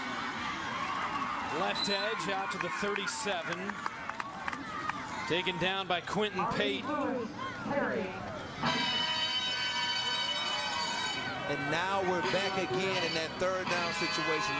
You've talked about it all night. They've been converting on 4th down. Last drive, they didn't convert on the 3rd and long. And now they're trying to rush it up. 3rd and 2.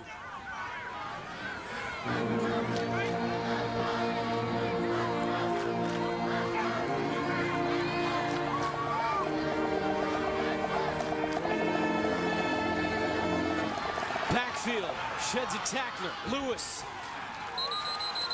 unable to get there. Nothing on 3rd. That was a big-time play that time by Josh Barber. Got into the backfield. You had a couple players that made this play what I call bubble. And you'll see also Stanback got back there. You also saw Quentin Pate. And anytime you can penetrate, give defensive coordinator Shane Richardson credit. He wasn't going to sit back and just let them run the inside or outside zone. He got after him that time. He made the play bubble, and they got off the field. Johnson punts on 4th.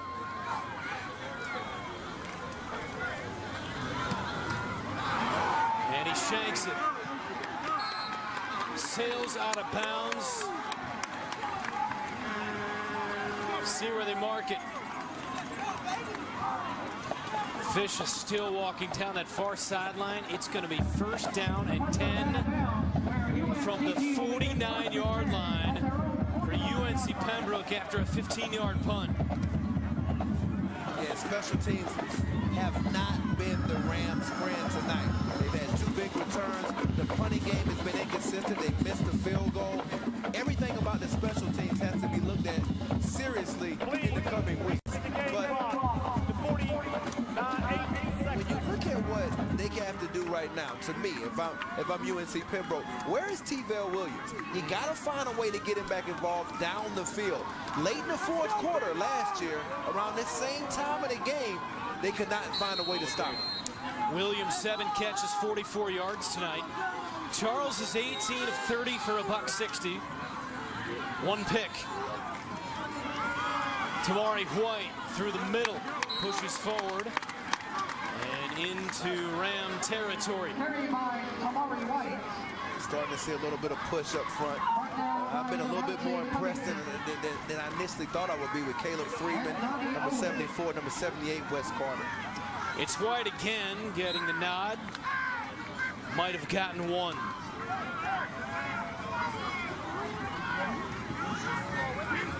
And to me, those runs are what you do to kind of keep them off balance. You're not going to make a steady diet of yardage continuing to go back to that. Final 10 seconds, 3rd quarter. 21-19. Charles zips it out there. Broke a tackle, got the first down inside the 40-yard line. It's B.J. Bunn. And that's how the 3rd quarter ends. Winston-Salem State, ranked number 5 in America, leading UNC Pembroke 21-19.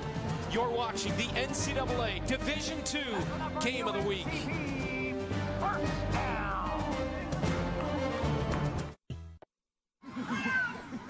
Fourth quarter begins here in Pembroke. What an opener.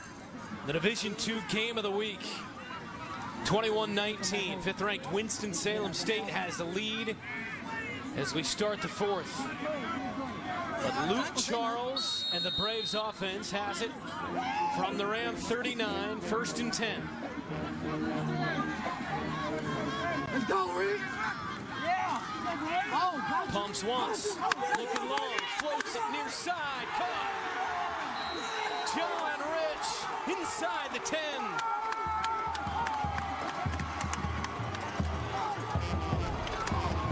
Anytime you continue to set up those wide receiver screens, now it's the wide receiver screen pump and go. And can you go get it? And yes, he can. Stand and throw that time by Charles, showing real good touch. 30 yards. And 1st and goal from the 8.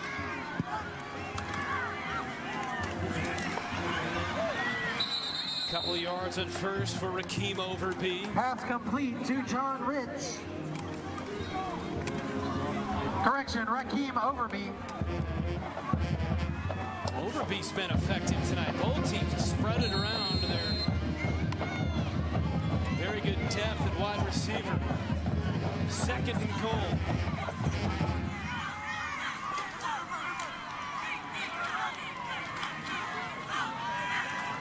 Stands in, fires in and out of the hands.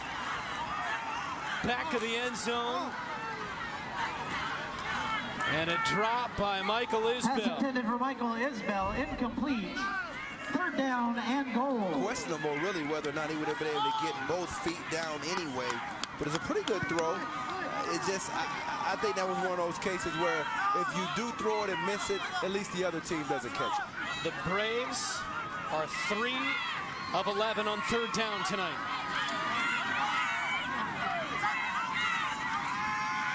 Charles, fade route, one-on-one, contact, no call. Intended for Perry. It'll bring up 4th and goal.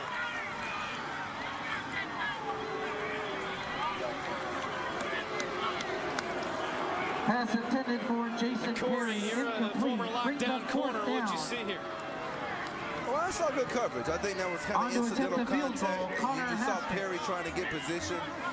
And I think at the end of the day, it was a good no call by the referee. Shaquan Manning in coverage. Field goal attempt from 22. And Connor Haskins splits the uprights. And Pembroke regains the lead in the early stages of the fourth. As we send it down to Lisa. Well, guys, Luke Charles and company couldn't punch it into the end zone, but you can hear it here on the sideline, and Luke Charles is one of the major cheerleaders. You got to chase it, guys. We're not done. And the motto for this year, the bracelets that these guys are wearing are chase perfection. They're trying to break down this third quarter. Perfection is hard to obtain, but they're trying to break this third quarter down to each series, down to each play, trying to come back one play at a time. It was Luke Charles who decided to come up with that motto. He said, as a sophomore, I might have been okay at 6-4. This year, I'm chasing perfection, and it's not okay to be trailing these guys. I can hear him here on the sideline saying those kind of things, Brent. Oh, very good stuff. Thank you, Lisa. Charles, 21 of 34, 199. He's thrown a pick. Coach told us this week he is so unbelievably dialed in. He has worked unbelievably hard, and he wants this senior season to be really special. And we've seen some really good signs of that tonight. We really have, and I think it's been more about how he's bounced back, because I think there hasn't been a major mistake, but there have been some periods of inefficiency for the offense. And some times when they could have had some self-doubt, and we talked to him as well about that self-doubt, not necessarily knowing how to respond last year when they had the big lead against Wingate. Now showing they can do it even when from behind. So the Braves back in front. And Haskins sends it away. Low liner. Picked up by Powell at the 9. Powell to the 25. Minute deep, fourth quarter. 22-21. UNC Pembroke trying to pull the upset after they almost did last year, lost by 5. It's almost an identical replay of last year's game. And if I'm Winston-Salem State, and it's on the line, and we've got to find a way to win the football game, you know what I'm going to do? I'm going to run the football again. It doesn't matter. You can go with Putu, you can go with Lewis, but make them defend the running game and slow down the game. They start from the 25. Play action. Fake to Putu. All alone again. The tight end, Shane Blue, continues his big night, a first down pickup. 14 on the pitch and catch. Well, I think at some point, if your defensive coordinator Shane Richardson, you've got to talk to the end away from the end to the field. The guy that actually has the most room to cover to defend the bootleg game, because that's pretty much all they've run all night is the bootleg. Carruthers swings it out for Putu. Picked up one, maybe two. Carruthers got off to a slow start, but he's been fantastic the last 4 drives or so before the pick. Well, look at the footwork. And right there, he's running and kind of just feeling his way. Then you see him on the move, rolling to his left, the pinpoint, then the comeback. He's also been accurate outside the number twice now to Eric Wolf.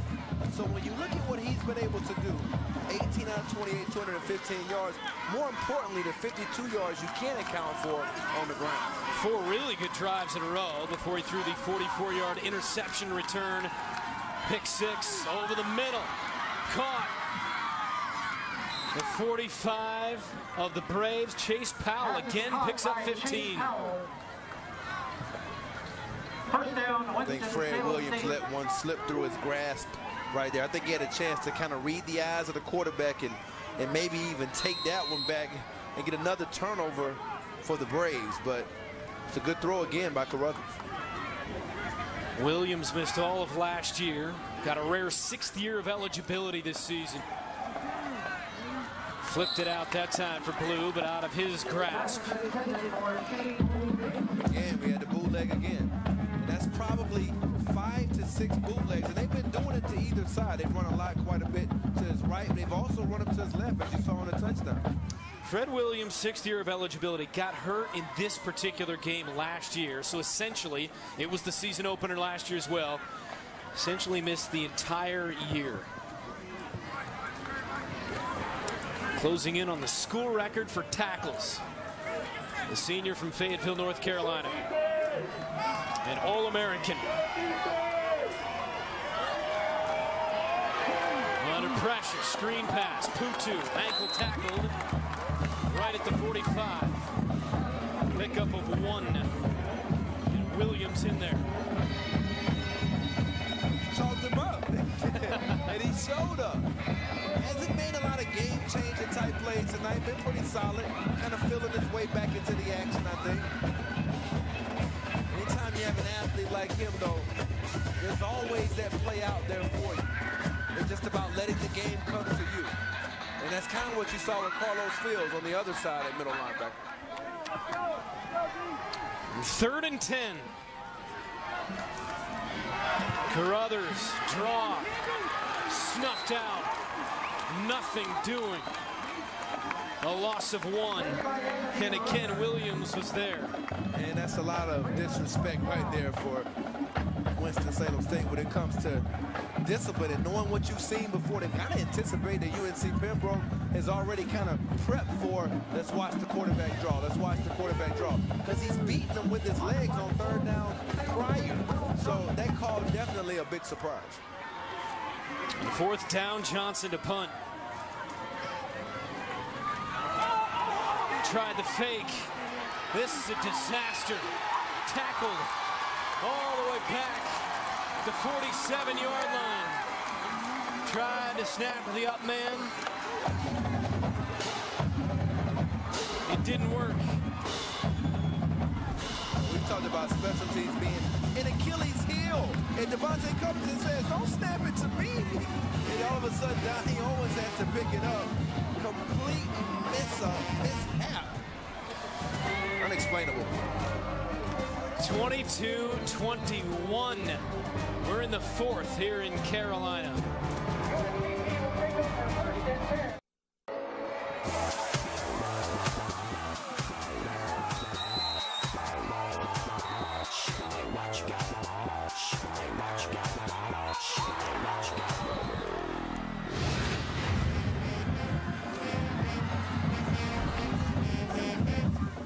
Connect with friends and alumni and discuss everything D2 on the D2 Facebook page.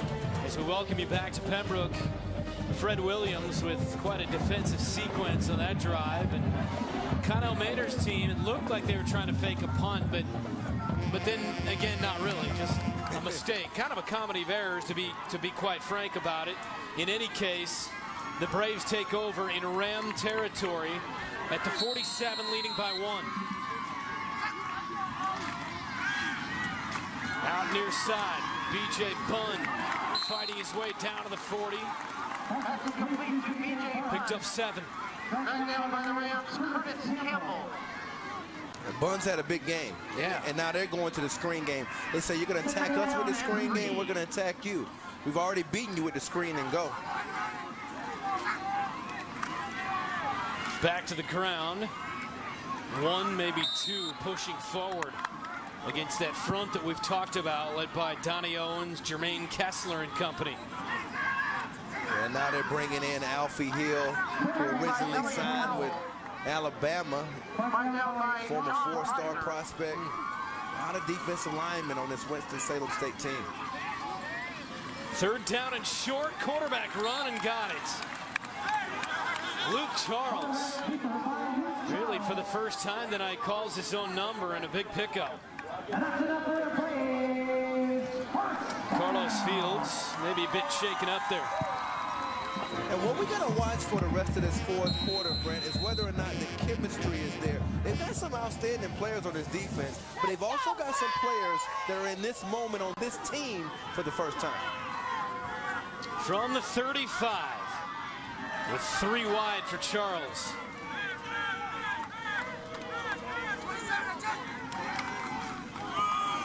Elliott Powell. one, maybe two. Blow it dead.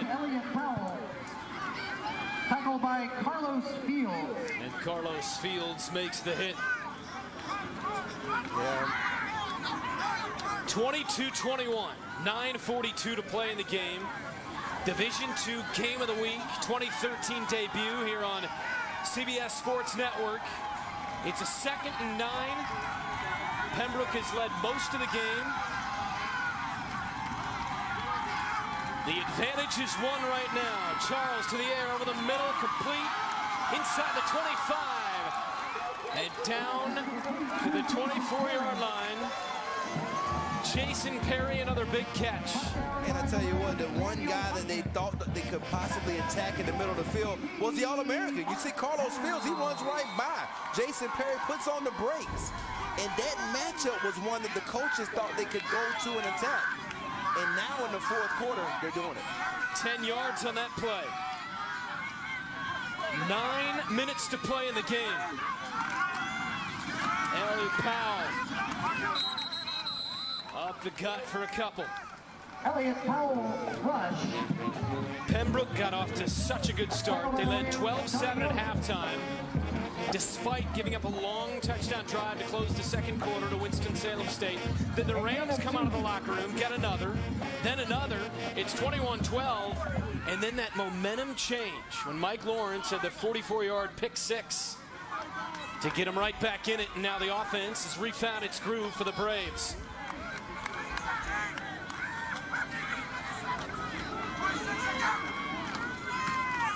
Tamari White to the 20. Gets 2. And one of the things that I think the Braves do such a good job of is they'll spread you out, then all of a sudden you see number 41, Chris Pittman, coming off the field. The last 2 plays he was in there, and they're changing up how that you have to defend them. And so when you have players that play specific roles, it's tough for the defense to kind of gauge what you're trying to do. 8th play of the drive, 3rd and 7. Under 8 to play in the game. UNC Pembroke trying to get the upset, leading by 1.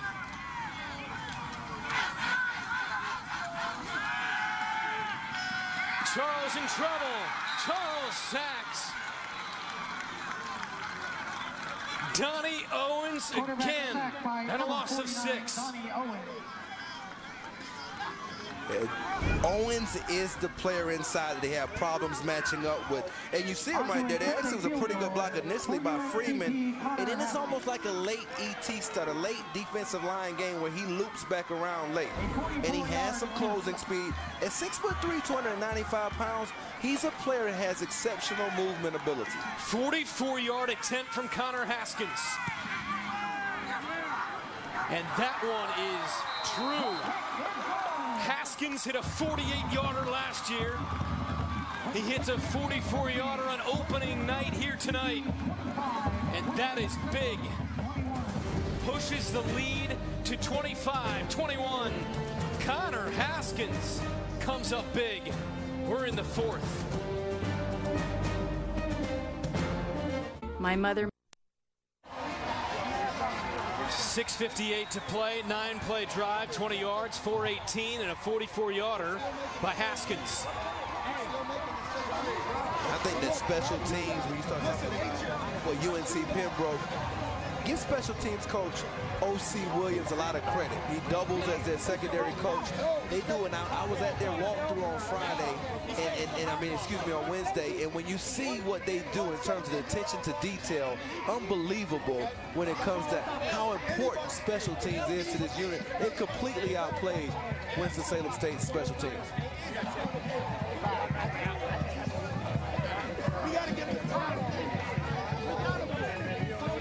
Haskins, this guy was 11 of 15, and we asked Coach about it yesterday. How big of a factor is he? Hey, when you've got confidence in your kicker, he hit a 48-yarder last year. We're talking, he just knocked through a 44-yarder that would have been good from at least 50. And now the Rams would need a touchdown to get back in front. Knocked back to the 32. A lot of miscues tonight for the nation's preseason number 5. Well, they had William Johnson testing out the freshman. He hooked this kick to his right. And then the big interception. Try to double move on the outside. And all of a sudden, Lawrence, he makes him pay. He doesn't just pick it off. He takes it back. And then this by Reese Barber, their snapper. I don't know that he was trying to snap it. It wasn't a bad snap. I don't know that Devontae Covington, number 97, should have been a line there. He looked surprised when the snap hit him. Yeah. So a lot of people were surprised. We were too. Yeah, that's what I meant. From the 33, down 4. Carruthers, pocket collapses, somehow escapes, fires, and out of bounds. He is a slippery little guy, Anthony Carruthers. Yes, he is. But I like it, though. They're running a stunt inside. You got a couple players who have an opportunity. Kadarius Mason, we talked about him earlier. Kellen Rankin almost gets him down, but you said it best, slippery. It's almost like trying to get hold of a jellyfish. He's one of those guys that can continue to find a way to squirt free. And that was a big-time avoidance of the sack. Hey, it's his time right here. I mean, he's the new guy in charge of this, and this is an opportunity for him to pull one out of the fire late in the game. Again, pocket collapse, screen pass. Lewis sheds one tackler and then gets hammered. Pickup of 3. That was a good job by Stephen Moore. Anytime you get those screen plays, particularly in any type of 2-minute situation, we're not in a 2-minute now, but you're coming up close to that portion of the game. Screens are something you look for. And your defensive linemen, they have to be the ones to help you out because it's a tough play to defend. Winston-Salem State, 3 of 13 on 3rd down tonight. And they blow it dead. Timeout, Winston-Salem State.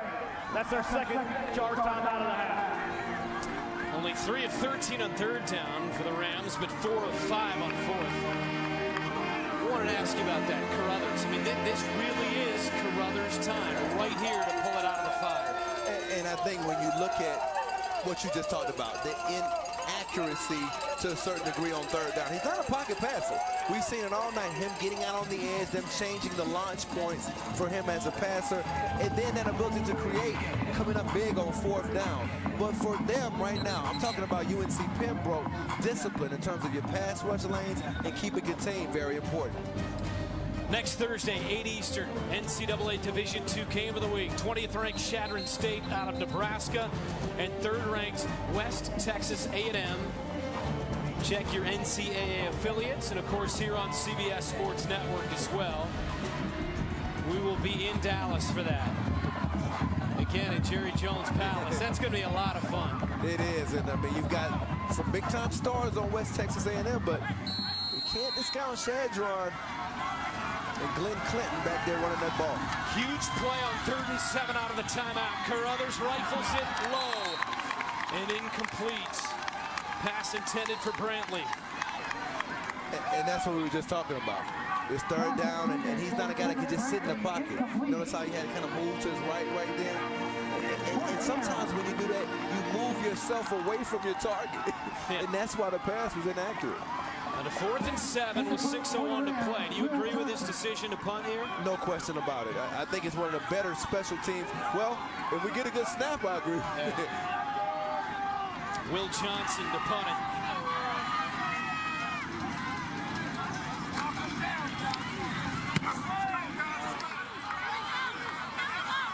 Fair catch at the 24-yard line. B.J. Bunn. 39-yard punt, no return. 5:54 to play, and a good one. Is the nation's number 5 about to go down? The thrilling finish coming up. This happened moments ago when the offense and Anthony Carruthers came off the field.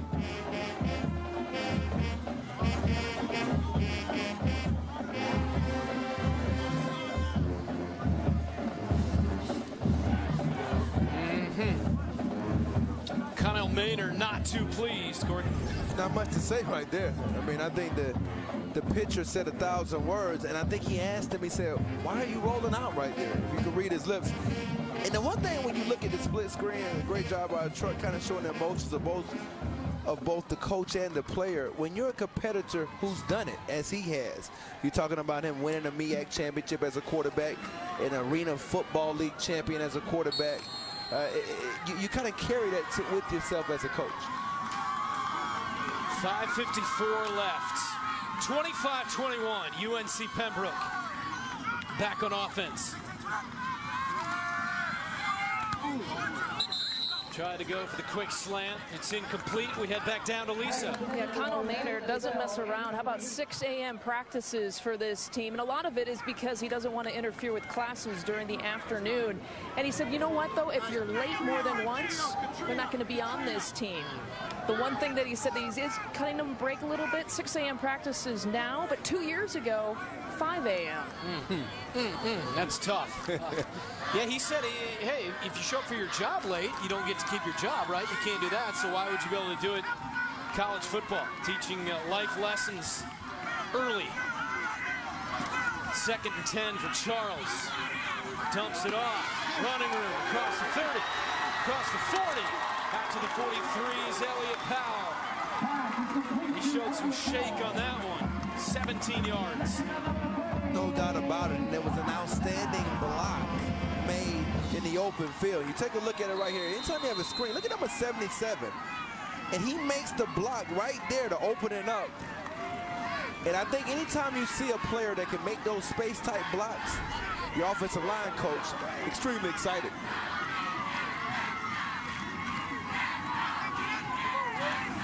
Charles again, the quick hitter. And Williams can't get much. They've maybe gone to the well one too many times on that play tonight. And it seems like that both teams have used that, as we mentioned earlier, as an extension of the running game. And then it forces your linebackers to get out and make some tackles. At this point in the game, what it also does is it chews up some clock if you're UNC Pembroke. So throwing that is actually almost like handing it off, particularly if you slow down the pace. 2nd down 8, 4:47 to play. UNC Pembroke leading by 4. Trying for a big-time season opening upset. Powell again gets the edge. Powell still on his feet. Down to the 38. 15 yards for Elliott Powell, who has come alive as he limps off here, though. And they like to use his change of pace late. And look at number 78 over there, Wes Carter, making an outstanding. He's blocking his man, number 71, Michael Broomfield, 10 yards down the field. And you won't hear about that, but the coaches are going to give him major props, as are the players in the film room. So now Tamari White in at running back. Actually marked him down at the 40, but a first down, 4:10 on the clock.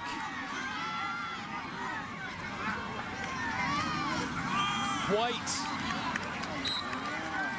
got a little bit of daylight, picked up a few. I like the strategy right now. If you're going to run the football, run it to your left side.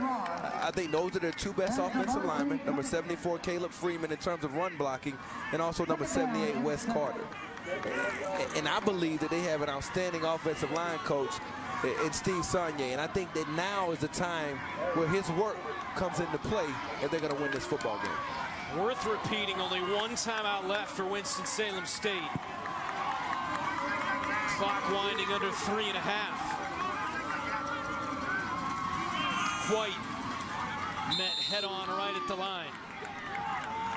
Nothing there. 1 timeout left for Winston-Salem State. 3 left for UNC Pembroke. 3:10 and counting. Number 5, Winston-Salem State, 27-2 over the last 2 years. Played in the national semifinals 2 years ago. Played in the title game last year. They came back preseason number 5, and they are in serious trouble late here tonight in the opener on the road. 3rd down and 6. T-Vale Williams in the slot at number 3. Charles floats it far side, and it's broken up. Danny Bunn, the safety, over to help out. Pass intended for Michael Isbell, incomplete. Yeah, I didn't really like the decision on that play. I thought when you attack their best corner, even though he's a smaller guy, Larry Hearn, see how he got his head back around? And it was a good job, because I thought you're right. Bunn had a serious beat on it, and now they're going to go for it on 4th down. This surprises me a little bit. 4th and 6 from the 36, leading by 4.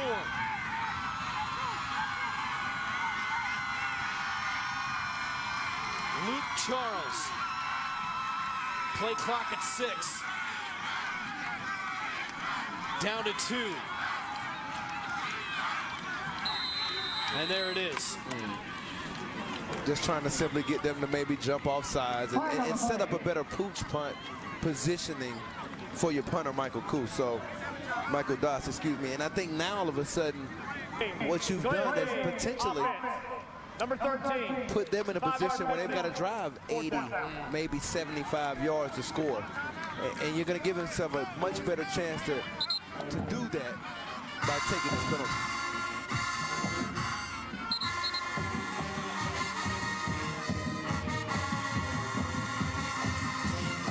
Go for the block here on the punt? Well, I think you have to. I mean, and particularly when you haven't lost the special teams battle up to this point. One special teams player at this stage of the game changes that outlook completely.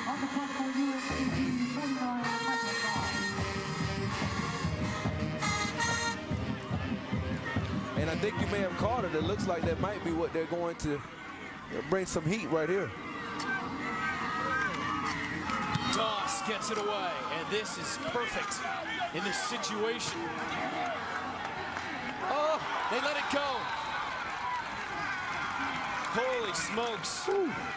That is a huge bullet dodged. Wow. If you're Winston-Salem State here with still 2:27 to play, Doss couldn't have done anything more.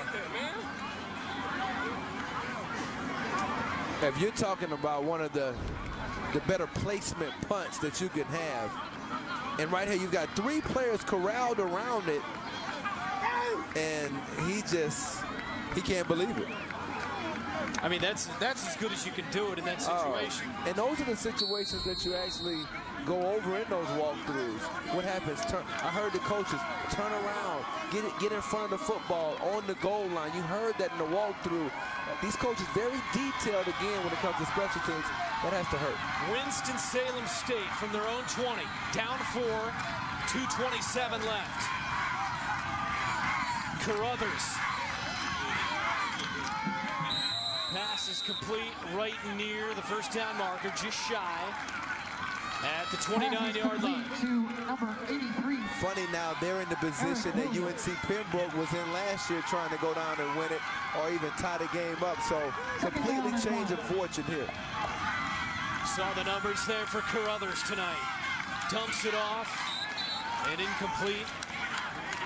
Intended for Powell on the far sideline. What you inevitably have is a lot of pressure on the UNC Pembroke outside linebackers, and I'm talking about Preston Perry and Darkness Elliott, number 7 and number 39. They're going to have to do some defending, maybe even man-to-man, against some of these quick Winston-Salem receivers. 3rd and 1 for the Rams with 2 to play. 3 of 14 on 3rd down. Quarterback draw. And he's stacked up. Loose ball. Diving on it. It was a Brave defender, and it's Braves football. Fred Williams with a huge play.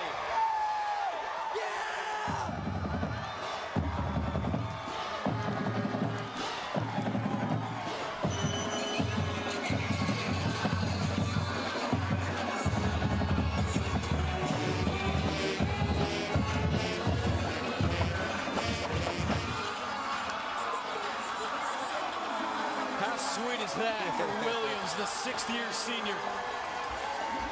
Unreal. And we talked about it. Just wait, and your time will come. That play was out there for him, and just playing football and playing hard. And he fell into a great play made by number 94, who we've talked about already, Stephen Moore. Watch him right here. He's going to come in, and we talked about keeping your pass rush lanes. Well, guess what? He scrambles, and you're right there for the big strip. Outstanding play, ripping the ball out as he tackles Carruthers. Got some help there from Rayvon Standback as well. But their defensive line, the battle of these two defensive lines, what a job. Timeout. Pembroke. Timeout. Pembroke, they'll have 2 remaining. Again, Winston-Salem State has only 1 timeout left. With 1:53 left. And 25-21, Connell Maynard's team 3-0 all time against UNC Pembroke. Beat them in a thriller last year by 5.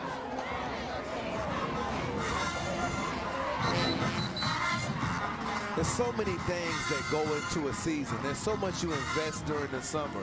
When you're working out and you're conditioning, there's so many different factors that change up. Players aren't always eligible for the first game. Players like Stephen Moore, who our guys in the truck are spotlighting right there, they have to step up sometimes when players like Joshua Gooding aren't able to play. And I think that's the thing that makes this type of football just amazing in these situations. From the 24 on the ground, Elliott Powell. Loose ball. Picked up by Winston-Salem State. And they get it right back. Powell coughed it up. Danny Bunn fell on it. I don't think amazing was the right word. I should have used something else. You're kidding. And we talked about those transfers stepping up. Take a look, number 15, Jerome Jr. Watch him come in here, played at Connecticut, and he makes the big strip. He stuck with the tackle, and that's how you ingratiate yourself with your teammates, where they say, we can count on you late by making a play like that. We've had twists and turns all night, especially late, and one more twist in this story. That's the 3rd Brave turnover of the night. And another chance for Carruthers, down 4. Carruthers scampers and runs out of bounds at the 25.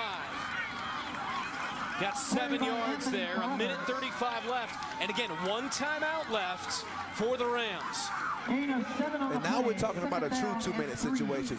Now when the frenetic pace picks up, it suits his style. Because if you get him in the open field, you can have some one-on-one tackling situations. You don't want to have it against this kid. They need a touchdown. 23 of 36 for 245. He's carried it for 53 yards. Did throw the pick 6, which swung momentum back in the Braves' favor. Carruthers, ankle tackle from behind. At the 27, he did get 2. A tackle made by Devontae Bush, as well as Mike Keck. Got plenty of time left. No reason for Winston-Salem State to go too far or stretch too far away from what they want to do in terms of their plan going into this 2-minute. And I think the one thing you have to look at now, there's no more rolling out. The bootleg doesn't work anymore. They don't care if you're going to run it. So you're going to have to make some plays in the pocket. The Rams just burned their final timeout. 1:25 left. Is this the game-winning drive? Well, a lot of mistakes up until this point. Yeah, what we don't even show here as he throws the interception that Lawrence was able to take back to the house, Brett, was, well, we see that miscue, but the 2 big returns, don't forget about those. They gave up 2 huge returns, and then this fumble, now standing play by Stephen Moore, and then Fred Williams in his first game back making a huge recovery, but there were 2 big returns that weren't even in that great collage that our guys in the truck came up with, so a lot that you don't see that they're paying for now, and they got to dig themselves out of. Powell on the sideline, he was the one that coughed it up, giving Carruthers one final chance. Carruthers spinning out of a tackle and out to the 38. Anthony Carruthers carrying. Tackle by the Braves, Mike Lawrence. First down, Rams. 11 yards, 1:17 to play. Clock stopped. No timeouts left for Winston-Salem State. Zips it out near midfield.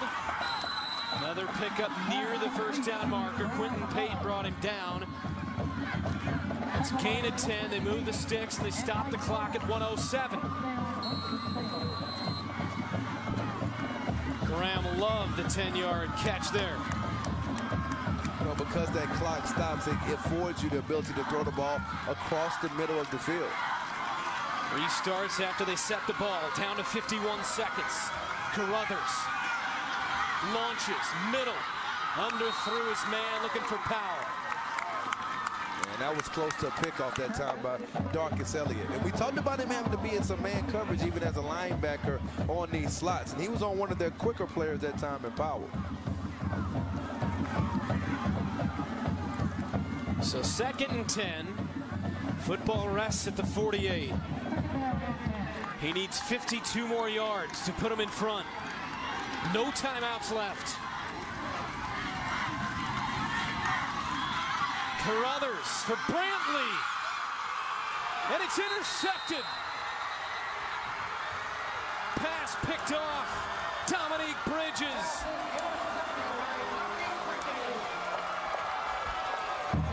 Took it right out of the hands of Tevin Brantley. And Carruthers can't believe it, while Bridges gets carried off. And anytime you have a player to the field, we talked about, that's the second time we've seen it with the great body control today. He goes over the back. Look at this catch right here, Brent. He's on the basketball court. The body contortion in midair. You talk about athleticism. That is incredible adjustment. And Carruthers, boy, he thought he had a completion there to Brantley. Carruthers throws his second pick of the night, and that should seal it. With 37 seconds and Pembroke about to pull off a shocker in Division II to open the season. As Charles kneels down. What a game. What a game.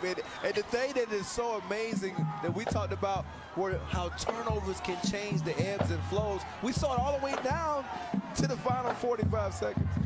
Pete Shinnick started this program 7 years ago. On the offense, it's a 5-yard penalty. First down. 5-yard penalty there, backs him up, stops the clock at 32 seconds. You're talking about a Winston-Salem State program that, again, played for the national title last year, comes back number 5, but Pete Shinnick is about to shock him.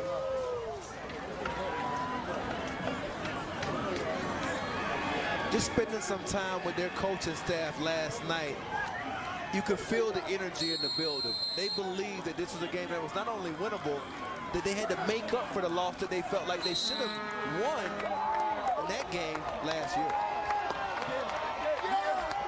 Program started 7 years ago. Shinnick has been here the entire time. They are 7-0 in home openers all time. None bigger than this. They take down number 5 Winston-Salem State to start the season.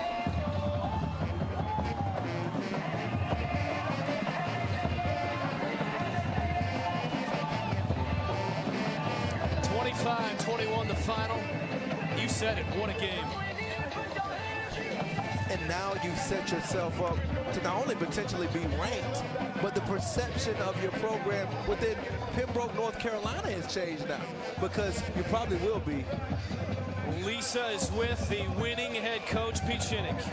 You told me at the half we didn't come here to lose. What does it feel like to beat this team, Winston-Salem, for the first time in program history? Very, very proud of our seniors. We talked about 14, 15-year guys. We're just fired up for this senior class. They gave everything they had. You saw a lot of seniors play lights out tonight. That's exciting. Talk about your defense for a little bit. Mike Lawrence, Fred Williams, Dominique Bridges coming up. Describe your defensive play here tonight. Our code black. Coach Richardson calls it code black, and I'll tell you what, they played awesome tonight. Guys stepped up, like you said, turnovers. We made it a little dramatic there in the end, giving it back to them, but they answered the call every time. Enjoy this one. Thank you. Thank you.